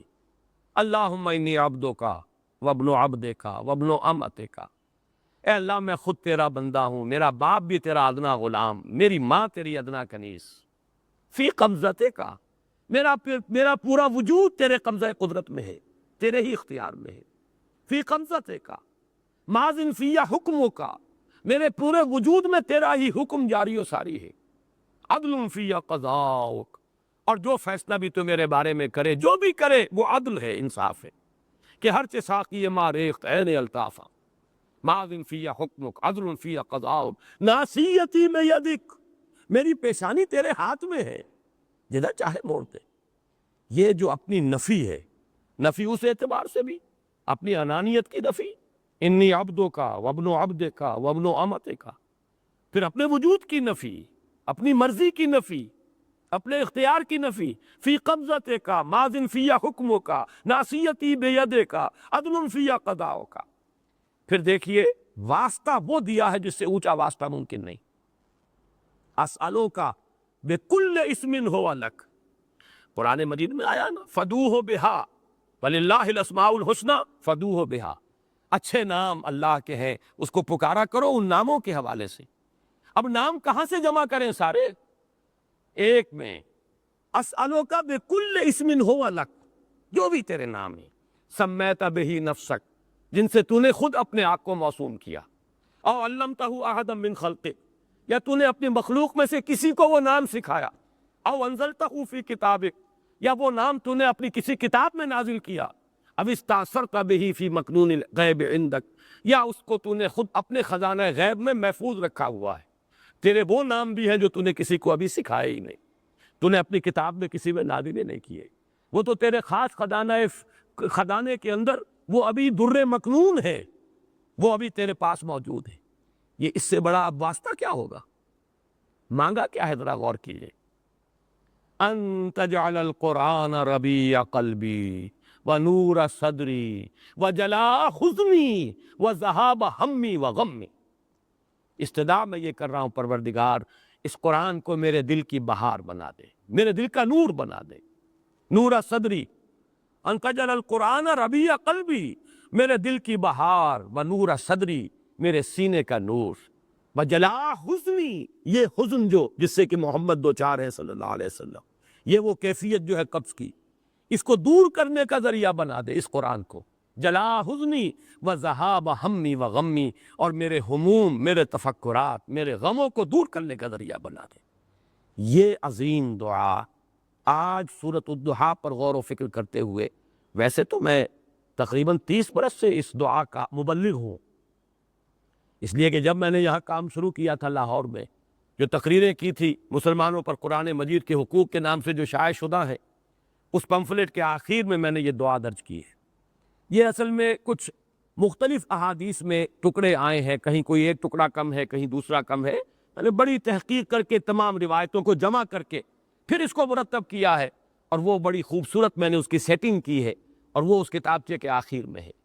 اللہم انی عبدک وابن عبدک وابن امتک فی قبضتک ناصیتی بیدک ماضٍ فی حکمک عدل فی قضاؤک اسألک بکل اسم ہو لک سمیت بہ نفسک او علمتہ احدا من خلقک او انزلتہ فی کتابک او استاثرت بہ فی مکنون الغیب عندک ان تجعل القرآن ربیع قلبی ونور صدری وجلاء حزنی وذہاب ہمی وغمی۔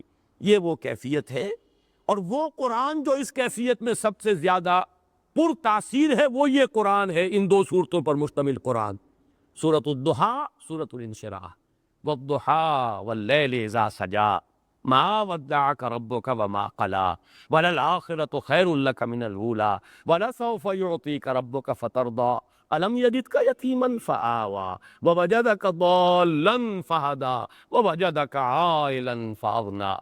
اب آخری حصہ رہ گیا، اس میں کوئی خاص وضاحت کی ضرورت نہیں۔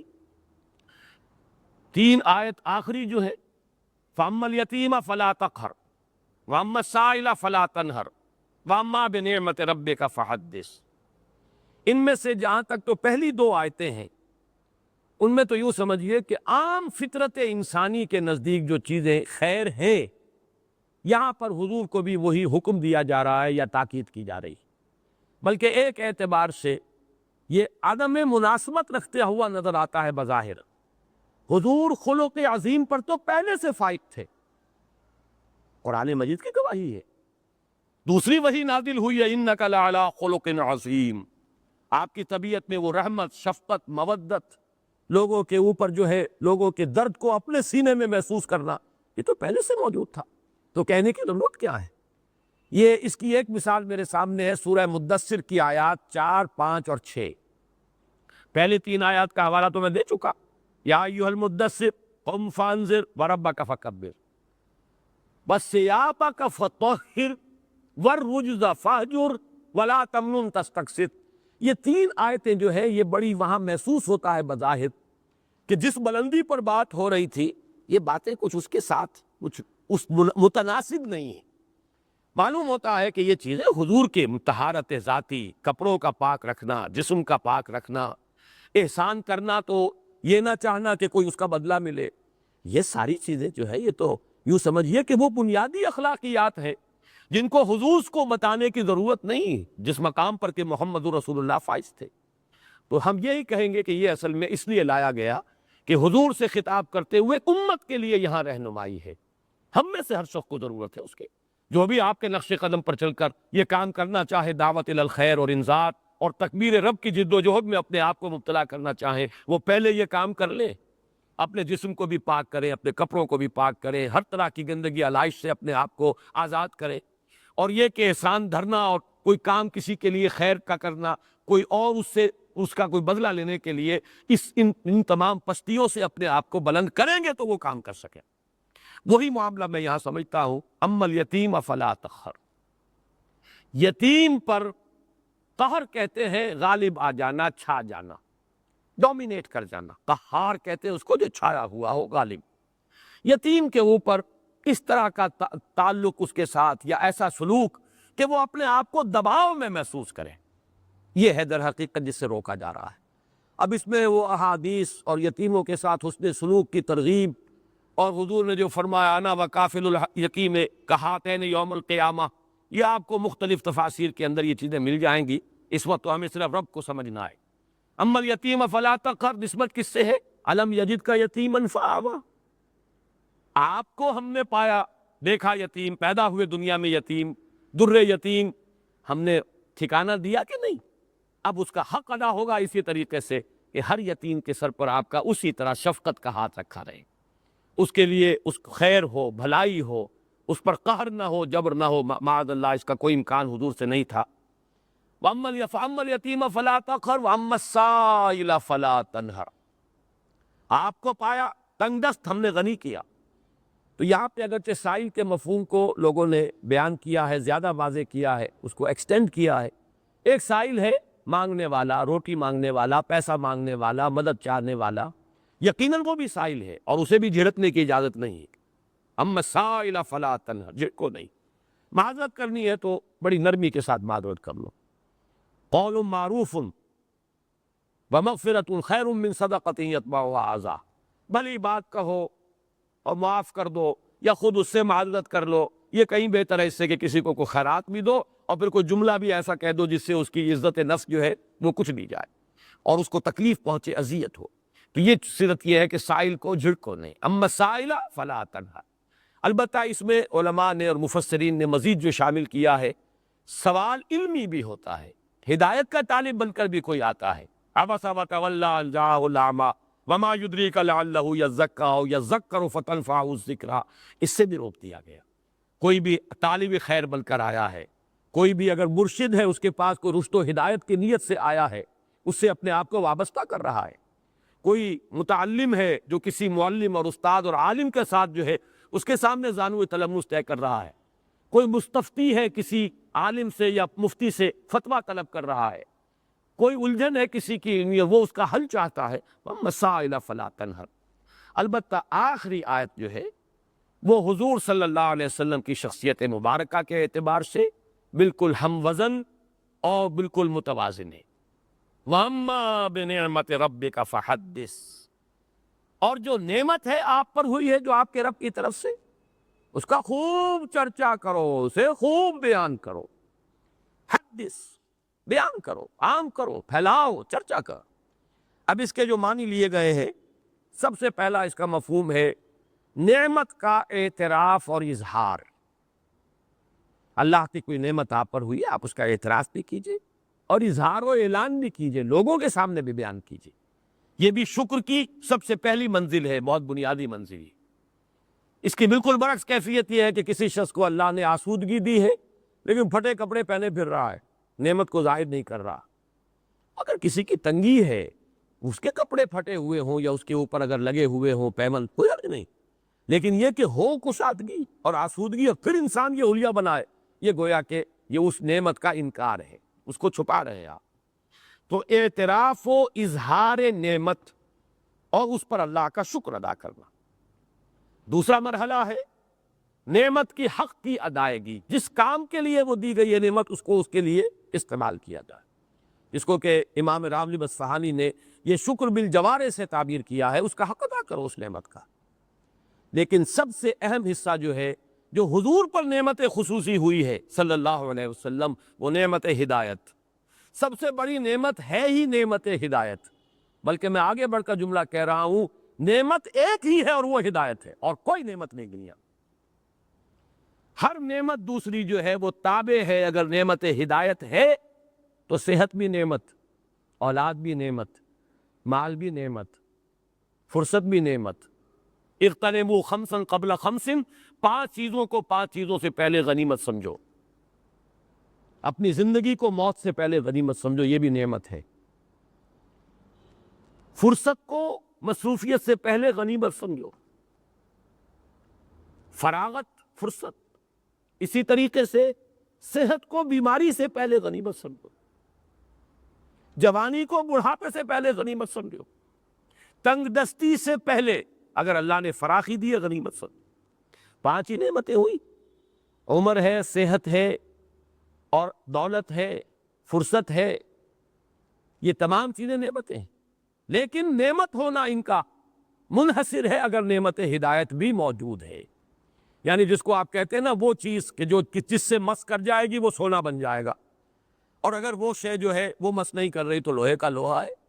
ان میں سے کوئی شے نعمت نہیں ہے جب تک نعمت ہدایت نہ ہو. اگر آپ کو صحت ہے اور ہدایت بھی ہے، آپ اس صحت کو خیر کے لیے استعمال کریں گے. دولت ہے، ہدایت ہے، خیر کے لیے، بھلائی کے لیے، اللہ کے دین کے لیے، لوگوں کی مدد کے لیے استعمال کریں گے. اور اگر صحت ہے، ہدایت نہیں ہے تو بدماشیوں میں جا کر اپنی جو ہے قوت جو ہے صرف کریں گے. وہ فرصت جو ہے کسی اور برے کام میں لگائیں گے. اگر ہدایت نہیں ہے تو وہ تو زحمت ہو گئی، وہ رحمت نہیں زحمت ہے، نعمت نہیں بلکہ وہ عذاب کا ذریعہ بن گیا. تو ہدایت ہی در حقیقت واحد نعمت ہے جو فی نفس ہی نعمت ہے. باقی ساری نعمتیں اس کے ساتھ مشروط ہو کر نعمت بنتی. اللہ نے ہدایت دی ہے، اے نبی اب عام کرو، چرچا کرو، پھیلاؤ، اس کی تبلیغ کرو، حکمت بانٹو. الحکمت ضالۃ المؤمن هو احق بها حیث وجدها. عام کرو اس علم کو، پھیلاؤ. یعلمہم الکتاب والحکمہ، قرآن کی اس دعوت کو عام کرو. یہی آپ کا جو ہے سب سے بڑا اللہ کا احسان جو آپ پر ہوا، سب سے بڑھ کر یہ، اور یہی ہے در حقیقت اس کا حق کہ آپ اسے عام کریں اور بیان کریں. اس میں بعض صوفیاء نے ایک بات کہی ہے، اور وہ یہ ہے کہ بعض ہمارے اکابر جو ہیں خاص طور پر تصوف کے میدان کے، ان سے کچھ منقول ہیں ایسی باتیں کہ عام آدمی سمجھتا ہے کہ وہ بڑا تکبر اور عجب کا اظہار انہوں نے کیا. مثلاً یہ کہ شیخ احمد سرہندی رحمۃ اللہ علیہ اپنے بعض ایسے مقامات کا تذکرہ کرتے ہیں کہ عام آدمی سمجھتا ہے کہ انہیں بیان نہیں کرنا چاہیے تھا. اللہ نے اگر یہ رتبہ دیا بھی تھا تو اس کو بیان کرنے کی ضرورت نہیں تھی، نہ کرتے تو اچھا تھا. اس میں تعلی اور تکبر اور کچھ عجب کی بو آتی ہے کچھ لوگوں. اسی طرح سے کچھ اسی قسم کے دعوے جو ہے شاہ ولی اللہ دہلوی کے بھی ہیں رحمۃ اللہ علیہ. بعض حضرات کو ان سے بھی انقباض ہوتا ہے. لیکن یہ کہ قاضی ثناء اللہ پانی پتی رحمۃ اللہ علیہ نے ان کی طرف سے دفاع کیا ہے، اور وہ دفاع یہ ہے کہ یہ بھی در حقیقت اس حکم کے تابع ہے. اللہ نے اگر وہ مقام دیا تھا اس کا اظہار و اعتراف ان کے ذمے تھا.